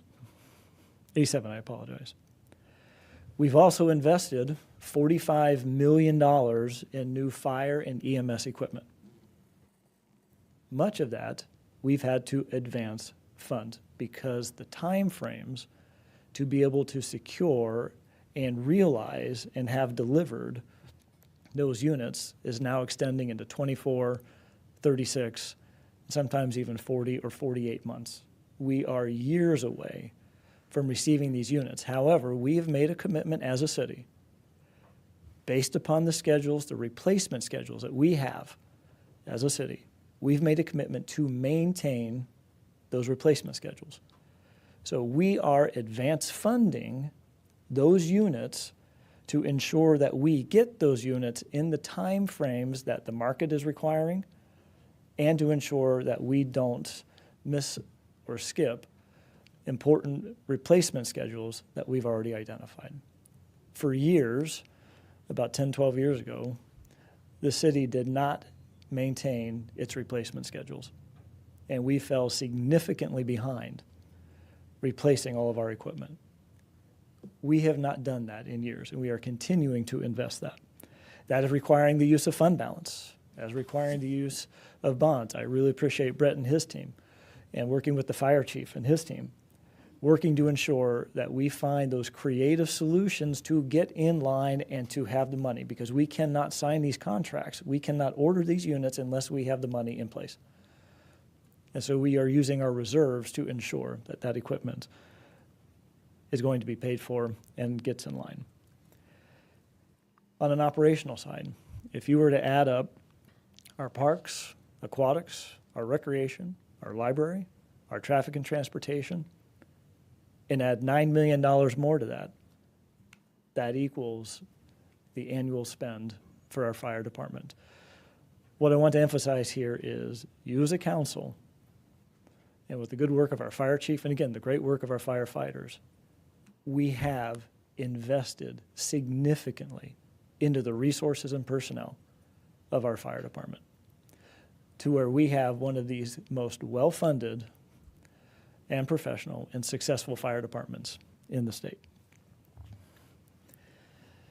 For the firefighters themselves, as we have sat down, at least on an annual basis, to talk about the pay and the benefits, I have made certain commitments to them of what I would be including in the budget to move forward and to make important changes to the pay and benefits. Every single one of my commitments I have kept. Every single commitment. Some of those investments you see up here. We kept the commitment to move from the 65th percentile to the 80th percentile. We spread that out over 2 fiscal years, but we were able to accomplish that in 1 calendar year. And I received feedback from the associations that that was even more quickly than what they were anticipating. We kept a commitment to increase the starting pay for firefighters by 61%. From fiscal year 16, they were starting out at $51,700. Firefighters are now starting at $83,136. We have the highest starting pay of all 15 of our comparable cities by more than $2,200. We kept a commitment to increase the top-out wages by 39%, where the top-outs was at $72,840. Now our firefighters are topping out over $100,000 a year, and that's just the firefighters. That does not include any additional ranks of captain, drivers, et cetera. This is the beginning, the opening ranks of firefighters. So in about 4.5, 5 years, those firefighters are earning over $100,000. We pay out, and we have paid out an additional $1.2 million in sick leave benefits for retiring firefighters. 143 statutory law requires us to pay out sick leave benefits at a predetermined calculation. All cities are required to do that. As far as I am aware, as far as Chief Conley is aware, we are the only city that pays out an additional amount of money of sick leave payout for our firefighters upon retirement. And on average, over the last several years, we have averaged an additional $33,000 per retiree of additional sick leave payout. We also maintained and kept our commitment to restructure the retiree health care.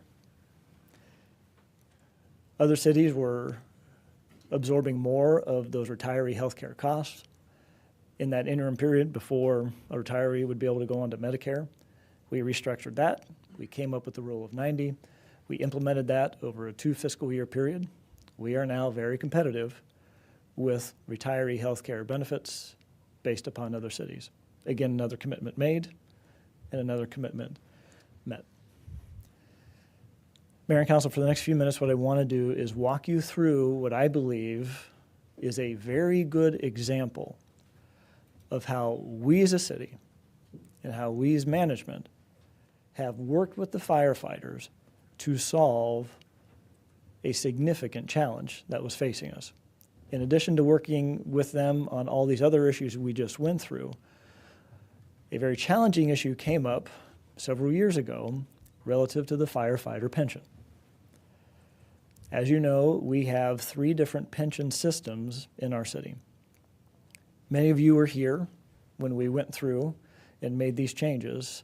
We do have a few new council members, so Mayor, if it's all right, I'm going to walk through some of these components, talk about the context. And again, the purpose of this is to show how, through our open and collaborative relationship, we work together to solve a significant issue. Specifically, in 2018, the State's Pension Review Board, the PRB, through an intensive actuarial review, found that the Irving Firemen's Relief and Retirement Fund, that is the firefighter pension fund, was in noncompliance. Again, TMRS and SBP, the other two retirement systems, are for our general government and for our police officers and our police department employees. The firefighters have their own pension. They are allowed to have their own pension based upon a state statute, which is the Texas Local Firefighters Retirement Act, what we call the TELFRA Act. It's an 85-year-old statute that allows firefighters, fire departments, to create their own pension. There is a separate board that is created, and we'll get to that here in a second, that manages the actuarial assumptions, manages all the benefits. The firefighters, along with the board, vote and determine their own benefits. And it is not associated with any other pension fund. It's not associated with other fire pensions. It's not associated with TMRS. It's not associated with SBP. It's its own fund. In the state's PRB review, it found consistently unachievable actuarial assumptions relative to investment rate of return and payroll increases, and an unfunded liability with an infinite amortization. Simply said, there was not enough money that would be coming in to pay for the benefits going out, and the pension, in essence, would run out of money. This is the review, the intensive actuarial review that the state went through, and I'm going to read what its findings were just in its executive summary. It said this: the intensive actuarial review of the Irving Firemen's Relief and Retirement Fund is intended to assist the fund's Board of Trustees in assessing the fund's ability to meet its long-term pension obligations. Overall, the review shows the fund is facing significant financial stress and is taking considerable risks in its approach to funding. Irving Fire faces significant risks associated with its deferred retirement option plan, or the DROP, because it offers, first, a guaranteed 6.25% annual rate of return, excuse me, which is calculated as 2% less than the actual investment, than the actuarial investment return assumption. Second, a virtually unlimited amount of time to accrue this guaranteed return. And third, the ability to withdraw these funds with little to no restriction. In an era of extremely low interest rates, offering a guaranteed 6.25% return on accounts that can be withdrawn on short notice is virtually unheard of and presents great risk. It is impossible for the fund to back these liabilities with assets with a similar investment horizon while providing a similar return. The fund's drop balance has grown rapidly in the last few years, from just over 15% of total plan assets in 2014 to nearly 30% of total plan assets in 2016. The recent change in Irving Fire's investment return assumption will lower the guaranteed rate of return to 5.5 to future drop participants. However, this will have little, if any, effect on Irving Fire's drop program for the next 9 years, as those who are already eligible for the drop are locked in at the guaranteed interest rate based upon the fund's previous 8.25% investment rate of return. In sum, the fund was facing significant financial challenges. The city does not have any direct control over this fund. You as a council provide 2 positions on a board of 7. One of those is statutorily required. That's our CFO, that's Brett. He serves on it. And the mayor gets 1 appointment as well, who is Joe McAdams, and she is our civil service director. What's more is during this time, S&P Global, the rating agency that we use each year, put the city on negative watch for its AAA bond ratings. Why would the city be impacted by the fire pension fund? Because all of their pension obligations end up on our books. So when rating agencies and actuaries look at what we have as a city, all of that ends up in your final ACFR, your annual comprehensive financial report. And that's what S&P was looking at. So the decisions being made by the firefighters and the board were directly affecting the city's financial abilities itself. So we had to step in. What's more is the annual contributions that were required to help have enough money coming in, which is called the ADC, the actuarially determined contribution, was not enough to sufficiently fund the plan. And part of that was the city's challenge. We had a charter cap. That's the situation broadly. What I really appreciated, and I'm going to do a shout out here, to David, Micah, and Jacob. Those are the 3 firefighters that were directly elected to the board by the firefighters. I really appreciate their very professional, very collaborative, and very solution-oriented approach in sitting down with us, sitting with me as a city manager, to figure out how do we best address this. I can't express my gratitude and my appreciation enough to them for being that open and looking always for the best solutions. The firefighters knew they needed to make changes. The city knew it needed to make changes, so here's what we did. The firefighter pension changes in contributions, the firefighters increased their contribution from 10 to 13%. They elected new board members. They restructured their Tier 1 benefits for current members, including some drop adjustments. They created a Tier 2 benefit plan for new firefighters, which was a good thing, but created a secondary challenge, which I'll get to in a minute. They modified their actuarial assumptions to more achievable levels. The actuarial cost of any future benefit increase will be funded by changes in firefighter contributions based upon our new contractual agreement that we created. The benefits are still controlled by firefighters and the pension board per state law. We did not make any contractual arrangements. We did not make any agreements that violated any state law. Here's what we did as a city. We increased our maximum contribution from 16.75%. In fact, it went up by 73%. We went from 16.75% to 29%. We were not able to do that for a long time because we had a charter cap that the residents voted on saying, city, you cannot pay any more than 16.75% into a pension plan. The challenge is because the ADC had gotten so high, and we even had some similar challenges at times with our combined SBP and TMRS, we had to remove that charter cap. And so you as a council authorized that charter election. It went out to a vote. The voters approved of removing that charter cap. So again, you as a council and our residents supported that change through the existing open and collaborative process, all of us working together to figure out the problem. In order to manage an unfunded liability in excess of over $100 million, the city then issued $80.8 million in pension obligation bonds. We went out and borrowed the money at a much lower interest rate than what the anticipated rate of return would be, which is what the actuaries use in the assumptions of the benefits being paid out. And we bought down that unfunded liability.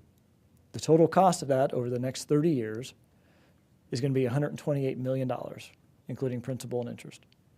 We took upon that. We borrowed almost $81 million, and you as a council gave that to the pension fund to invest and to buy down that liability. We also restructured Tier 2. When the firefighters voted to create a Tier 2, they set a certain benefit level that when we did the analysis, the benefits paid out to the Tier 2 retirees based upon that benefit level was lower than not only the Tier 1, but it was lower than what our other employees here in the city, that are general government and police, would be receiving through TMRS and SBP pensions, and was lower than what a new firefighter would be able to realize and be offered in another city. So we now had a recruitment and retention issue. So the city stepped up and offered to pay for the restructuring and invest the dollars needed to increase the Tier 2 benefits. The cost of that over the next 30 years is going to be $29.4 million. We also capped the firefighter contributions at their current level of 13%. So if the market had some rough years, we would absorb as a city the market risk. And that's why you as a council are setting aside dollars for our risk mitigation fund for our pensions. We're almost done completing and filling that bucket. And the good news for this next fiscal year is the contributions for the fire department and for our firefighters are going down below 13%. But they're going to be 12.76. So based upon the city's investment in this process, the firefighters' contribution is going down this next year. That's good work. The city's total investment over the next 30 years is going to be $158 million taxpayer dollars into the fire pension to solve the issues that the PRB identified as a significant risk, that S&P identified as challenging for the city and threatened our AAA bond rating over. The good news is, once we finish this process, S&P removed their negative watch. So we created a contract with the pension board. That contract had the city manager's recommendation for approval. There was a unanimous pension board approval. There was unanimous city council approval. And the firefighters had to vote for those changes in Tier 2, the upgrade of Change 2, or Tier 2. 256 firefighters voted to approve that. 16, for some reason, did not, and 1 abstained. As you can see, Mayor and Council, through the open and collaborative process, we had virtually unanimous support and approval for the changes that we made in order to solve the pension issue. Interestingly enough, the following legislative session, when we worked to make changes to the 85-year-old Telfer law relative to the contract that we made, the state association and the local association did not support that. And in particular, the state association actively fought against those changes, actively fought against us. One legislative staffer told me, after conversations with that state fire association, when I asked what is their concern, because the state association did not talk to us, that legislative staffer told me, so this is third hand, but still this is what I heard, that the state association considered our approach and our agreement illegitimate. Because what you see here is a process that played out, an open, collaborative, and successful process that did not need collective bargaining to figure out. And I'd respectfully submit, we do not need that moving forward. In sum, Irving residents, the city council, as well as my office, have invested significantly in fire and EMS personnel, equipment, and resources to ensure Irving has superb fire and emergency medical services to help keep our residents very safe. This has been done through continuous open and collaborative discussions with fire management and with the firefighters.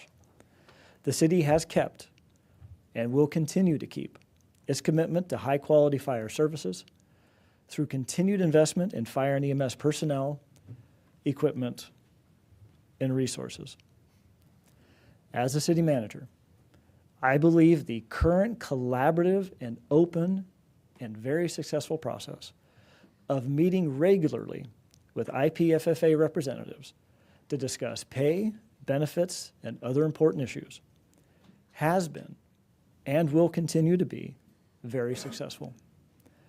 I do not believe that collective bargaining will improve the current collaborative and open process, nor is it needed to ensure the continued success of our fire services and the safety of our residents.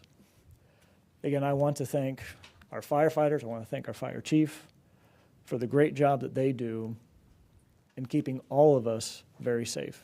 Again, with the professionalism and the compassion that they execute their duties each and every day.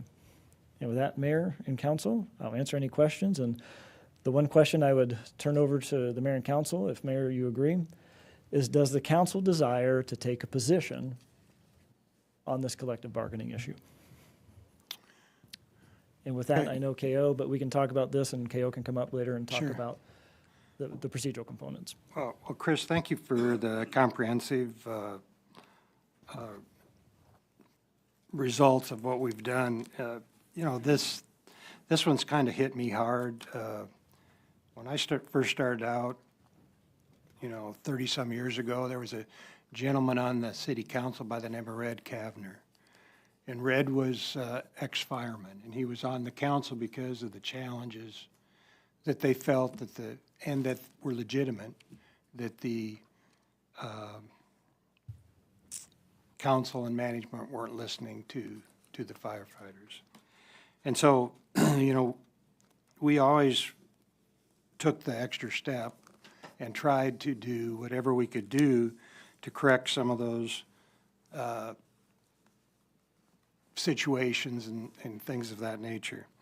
And for me, I've always been supportive of it. I'm not somebody that goes to all the events and does the rah-rah stuff and things of that nature, but I've always been, you know, and Chris, you can agree or disagree with me, but behind the scenes, I've always been 100% supportive, and you and I have always discussed issues from going from the 65 to the 80 and what the time frame would be, how we would go forward with the charter election, even though we had members of the community, past elected officials, present council members sitting at the time who were still upset with me for pushing that charter committee vote.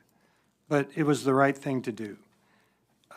And also, in those discussions, I've not really dealt with the others, but you and I and the chief have been in many meetings where we went toe-to-toe and really, you know, laid it all out on the table. And I would say that the firefighters hopefully need to understand, and I hope they recognize the chief that they have in place that has done the work that he has done for the 7 years that I have been here, and have had the open door policy for you and I and he to talk these things through. Now, I don't try to get into the day-to-day business of any of the people in this organization, but I do enjoy the relationships with the police chief, the fire chief, the department heads, and you, that where we can actually talk about these things. And for me, it was kind of a kick in the gut, because I looked at it from the perspective that we were really making headway. I mean, we were, you know, the chief would found opportunities for us to get dollars where we could implement the four-man crew. They would pay for them, and we could work towards that. And that was an opportunity that I thought was something we could work towards. I thought that we were making a lot of great headway with building the facilities. You know, one of the challenges was with DART, and I kept that front and center for the whole process of making sure that we would get those. I wish we wouldn't have had to pay as much for the property, but we did. and we move forward with it and there was a lot of obstacles in that arena, and the same with the downtown. There's still people, I still get emails that, why did you tear the old one down? And you should have kept that as the historic site and built something different. But I think today we have a magnificent building that probably, to me, showcases the history of the city of Irving much better than the older city hall and fire hall that was beyond repair, and we couldn't even have got the pieces of equipment today in that building if we would have tried to remodel it. So it's been a little disheartening for me, and I every once in a while I get quick-tempered and I say things that I wish I hadn't said, but I don't have a angst with anybody on this. I just have a concern that why would we get ourselves into a situation where we don't have the opportunity for the chief and all of us to sit down at the table? Because in my discussion and talking with other cities that have collective bargaining, it pretty much takes away the relationships with a lot of people. It also puts into play a contract. And Keo and I were talking about this because I've had a couple of them tell me that contract could be anywhere from 125 to 200 pages. And it will outline everything that has to be done. And within those pages are things that we have to abide by. And in the past, we've had challenges as a city. I've been here long enough that I remember in 2008, and I can remember back when the Las Colinas went bust because of the real estate, and where we had to say, and we talked about it today, where we had to take away COLAs because we couldn't afford to do it. But once you enter into this contract, you have to abide by it. So when you run into those tough times, you don't have a partnership where you have people that are working together to say, you know what, we all can absorb this a little bit. You're stuck paying it. And so if that means you have to shut down something else or something else doesn't get done, it does. And I don't think our firefighters mean that. I don't think that's what they mean. But what I think is the concern is they've gotten in with the big boys, and the big boys want control. And what I fear is that eventually the big boys will take control, and they'll be less influential as well, because they will determine what size vehicles you need based on your city and things of that nature, what number of people you need, what type of equipment you need, all those things that we're able to work through with the good background of our chief and those that work this stuff day in and day out. And so that's my concern. I've told people I will oppose it. I will publicly oppose this. It's a choice for everybody here. I don't want to hold anybody else's. Everybody's entitled to their position. But my worry is that at some point, the very thing that they want is going to be something that will control what they can and can't do, and it'll affect us as a city. Now, as far as me, I'm 70 years old. I'm going to be out of here in a couple years. Whatever happens, happens. But I think 3 to 5 years down the road, depending upon how this economy, we talked about that a little bit today, you can see where that's going. If you get yourself in those situations, you've got a problem. And just the negotiation to put something like this together. Most cities spend between $500,000 and $1 million a year on attorney's fees and representation to negotiate.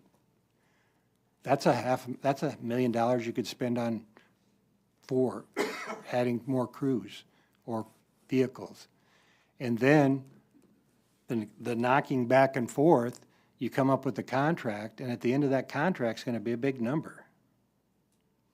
Houston, you know what their big number was when they negotiated and got it all done?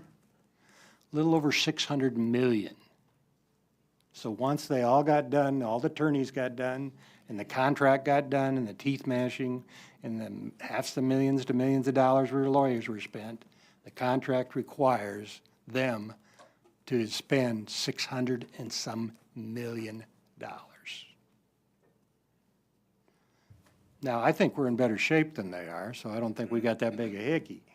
but the point being that I think that the two gentlemen in the room here, along with the fine gentleman that you worked for and worked with, that worked for the fire department, excuse me, and worked with you to negotiate this, can make this happen a lot better than when you put a bunch of attorneys in a room and a bunch of contracts on the table and everybody starts fighting.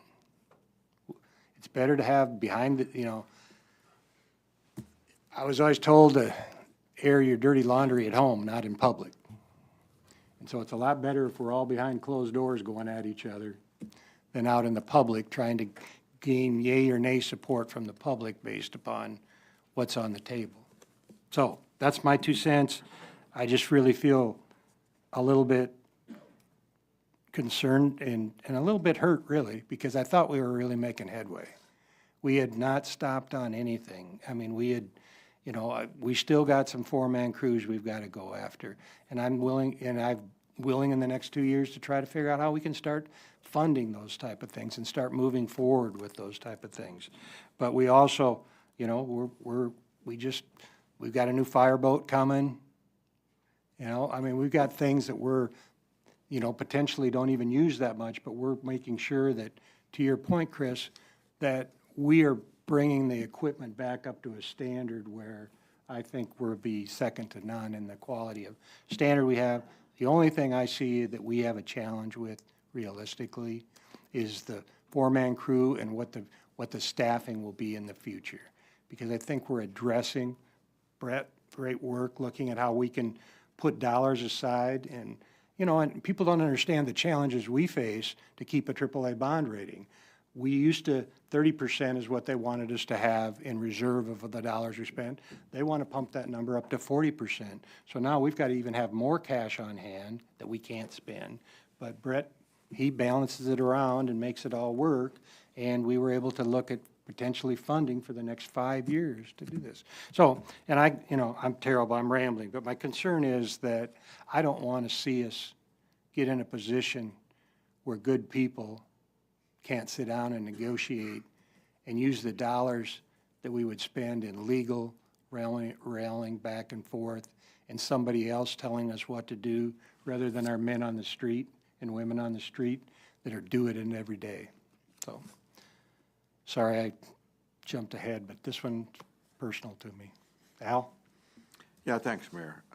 First of all, Chris, thank you for a very thoughtful and eloquent and forthright presentation, because I think it says it all, and I think thank you for that. And I know what you went through to try to get the deal done, and so thank you. Mayor, thank you for, as always, standing in and taking your position. And when you're ready to come out, you come out, and you did. So thank you. I'll state mine. As you know, I just ran for office and got reelected a third time, and always supported the fire, and they've always supported me when I ran.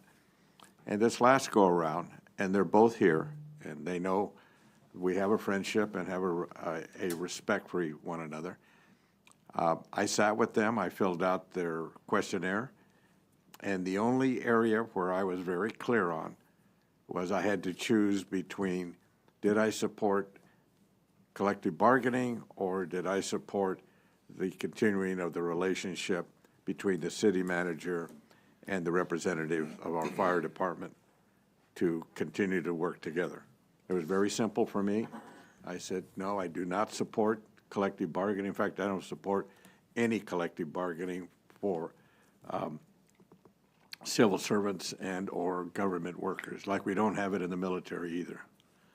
The other is that at the end of the day, you know, we're in this together. I hope that as they go forward, because it will be on the ballot, and how we take our position forward to our elected citizens that put us here in the council, that's something I'm ready to work for.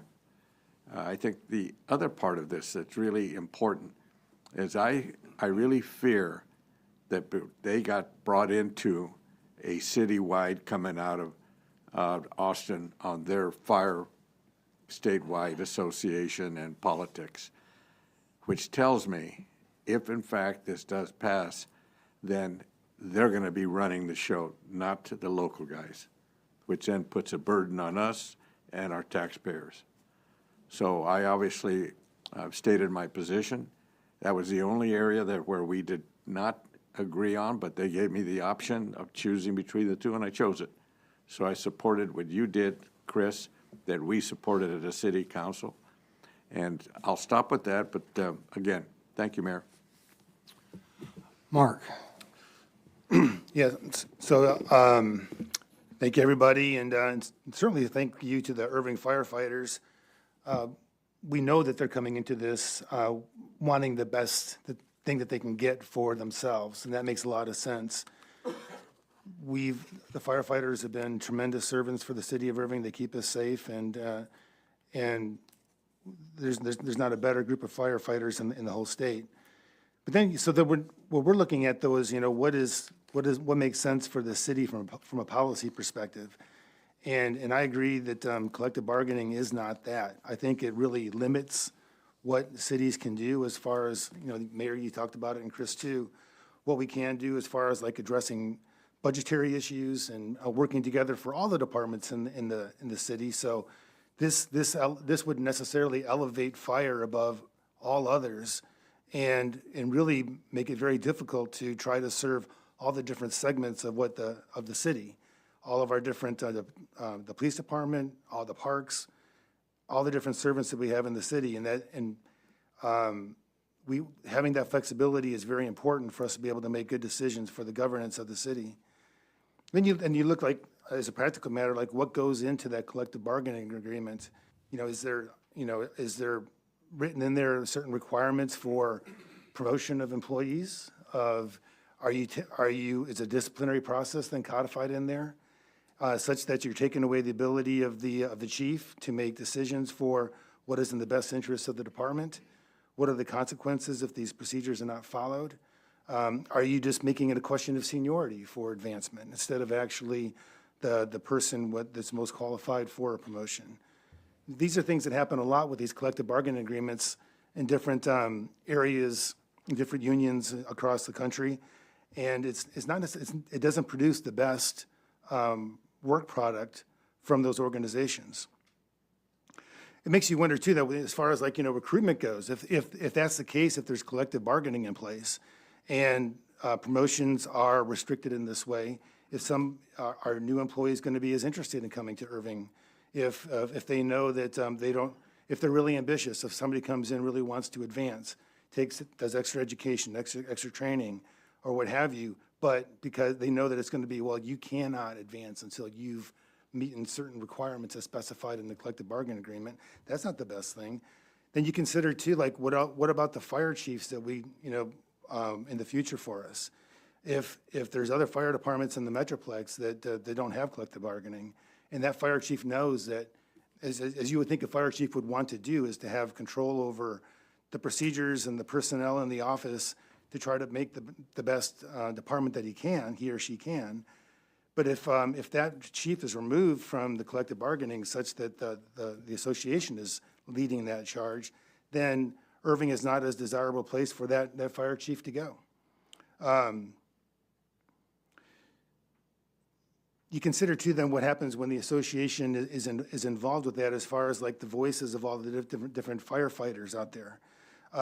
Typically what happens I grew up in Southeast Michigan, so the unions, I grew up in a UAW household, so I know how that works. So the persons in charge of the association take greater and greater control over and limit the rights, the voices of those others that are working there in the association.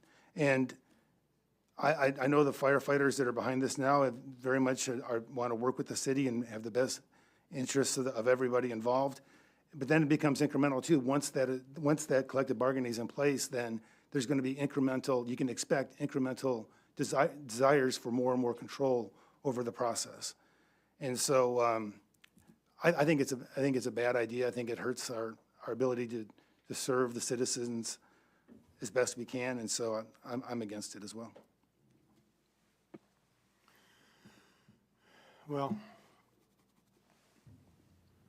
everybody's got to make their decisions. Three of us are open about it. The rest of people need to think about it. I understand that. I'm not going to push or force anybody to make decisions. But that's where we are with those that are willing, that at this time feel comfortable. So I'm not one to push people. Ko, you want to kind of give us some insight? Mayor, Council, in your binders under tab number 6, Chris and the team had asked us to put together just some context, procedural context. As you all are aware, at your June 13th meeting, you accepted the city secretary's certificate as to the sufficiency of the petition for collective bargaining for firefighters. And then you indicated that you would be calling the election at a future meeting. Working with Shanae and with Chris, the deadline to call the election is August the 19th. So the plan is to bring that item before you at your budget retreat on August the 15th. So that'll be step number 1. I'm going to limit my public comments, but I will say If chapter you 1. want, Ko, we could go into an executive session. We can do that. If there's detailed questions, I'll just go over a few things, and certainly we can do that, Mayor. Chapter 174 of the Texas Local Government Code really governs this process.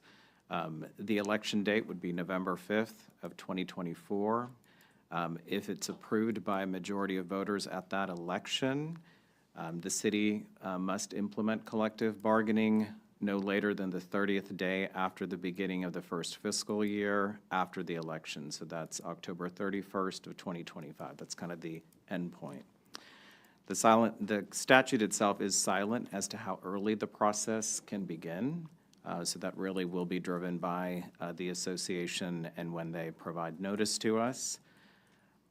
If compensation or another matter that requires any appropriation of dollars by the council is included in the collective bargaining process, the association is required to serve the city a written notice at least 120 days before the date on which our current fiscal year budget ends. So that deadline for them to provide any notice would be June 2nd of 2025. They could certainly provide that notice before that.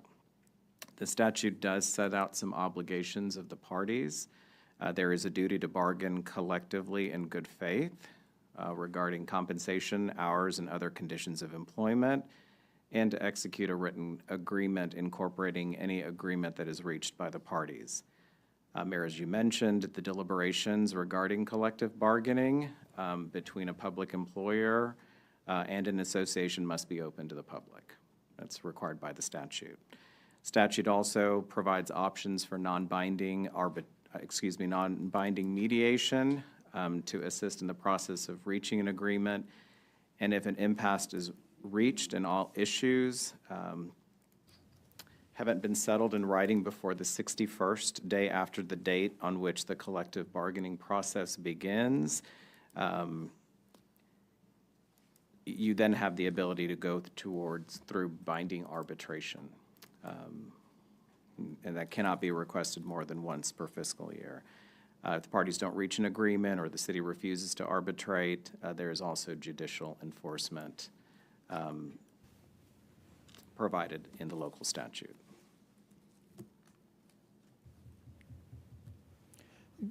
Mayor, if I may, one last note. Mayor and Council, you have in front of you a one-pager, a draft one-pager that staff has created as an information sheet for our residents. We have not sent this out as yet. I had sent this to you earlier.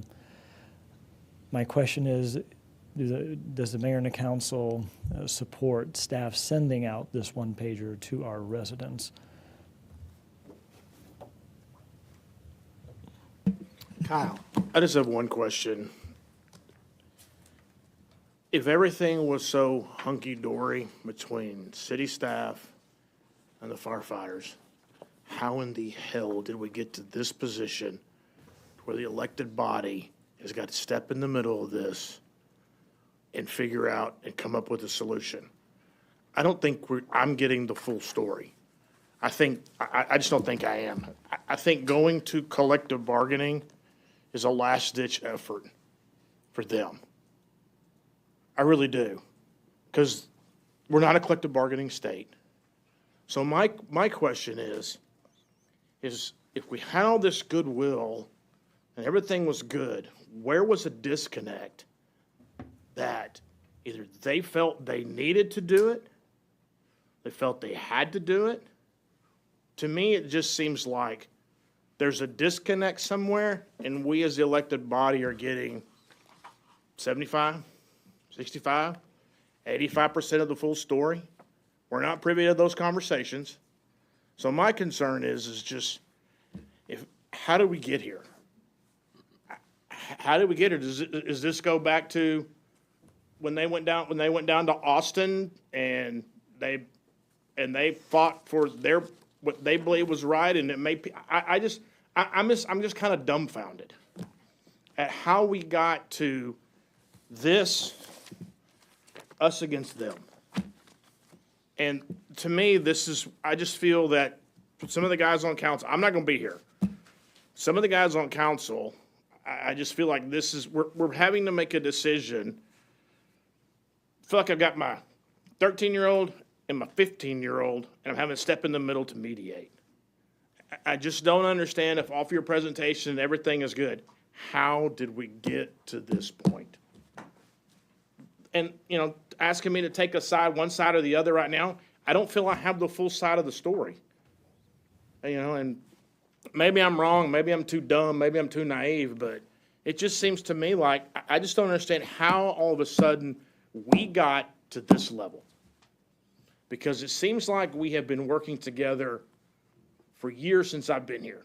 I mean, and now all of a sudden we get to the point where us, them. And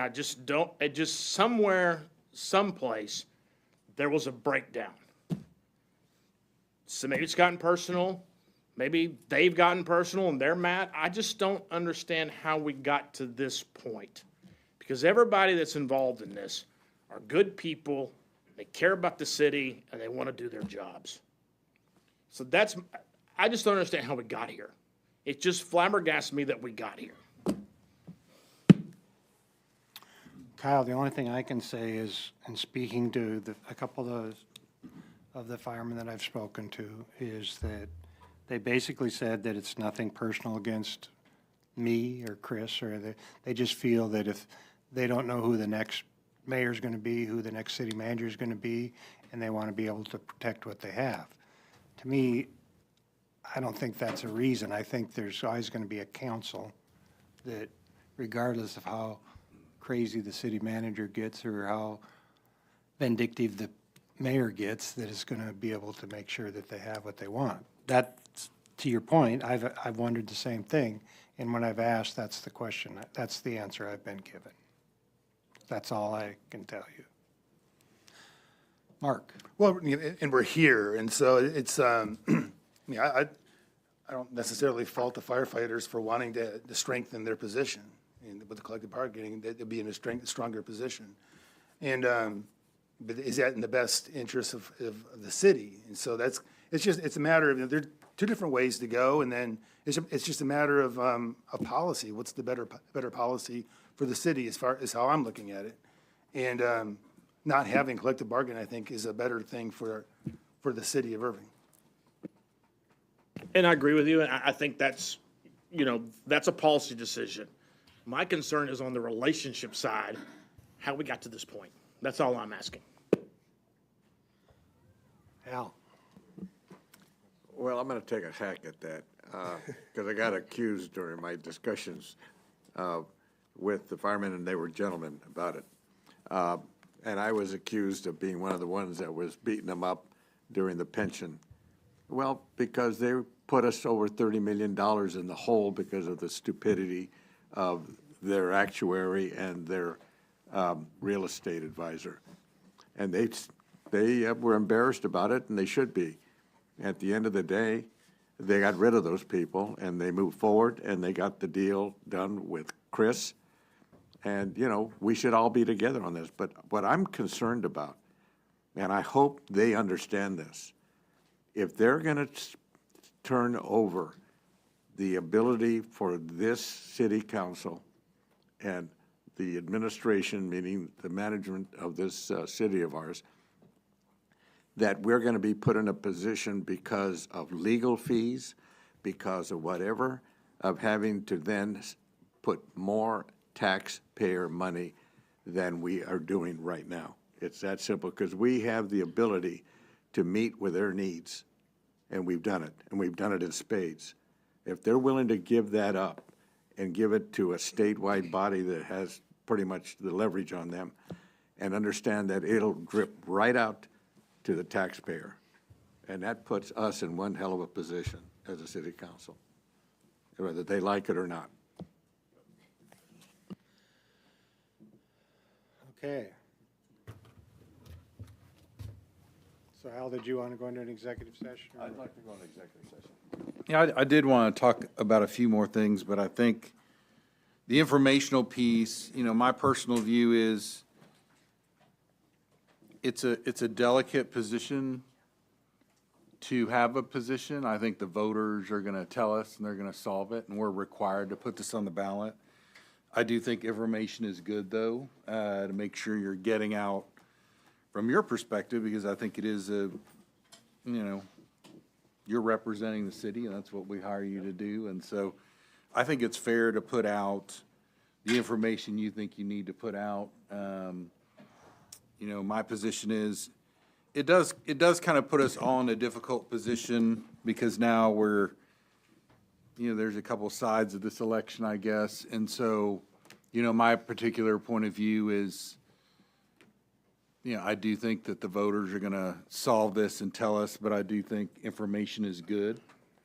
And I think, you know, we may hear some more about things in executive session. I just say, from my background, probably the biggest piece that would bother me is arbitration, because nobody may like what we get, and an arbitrator basically takes a position of, or takes over the position of what a judge might do. And so, you know, an arbitration ruling could end up being really bad for one or the other or both. So that concerns me a little bit. It's maybe I don't like to arbitrate personally very much, because you don't know what you're going to get. Yeah. So, with that said, though, I think it's fair to put out information, and because the public does need to be informed, and everybody, they're going to get perspectives from a lot of people. So that's my 2 cents. Okay, I think we got enough to go ahead with the information. Kale, you want to read us into executive? Yes, sir, I can do that. The time is 5:57. The Irving City Council will convene into a closed executive session to receive legal advice pursuant to Open Meetings Act, Section 551.071.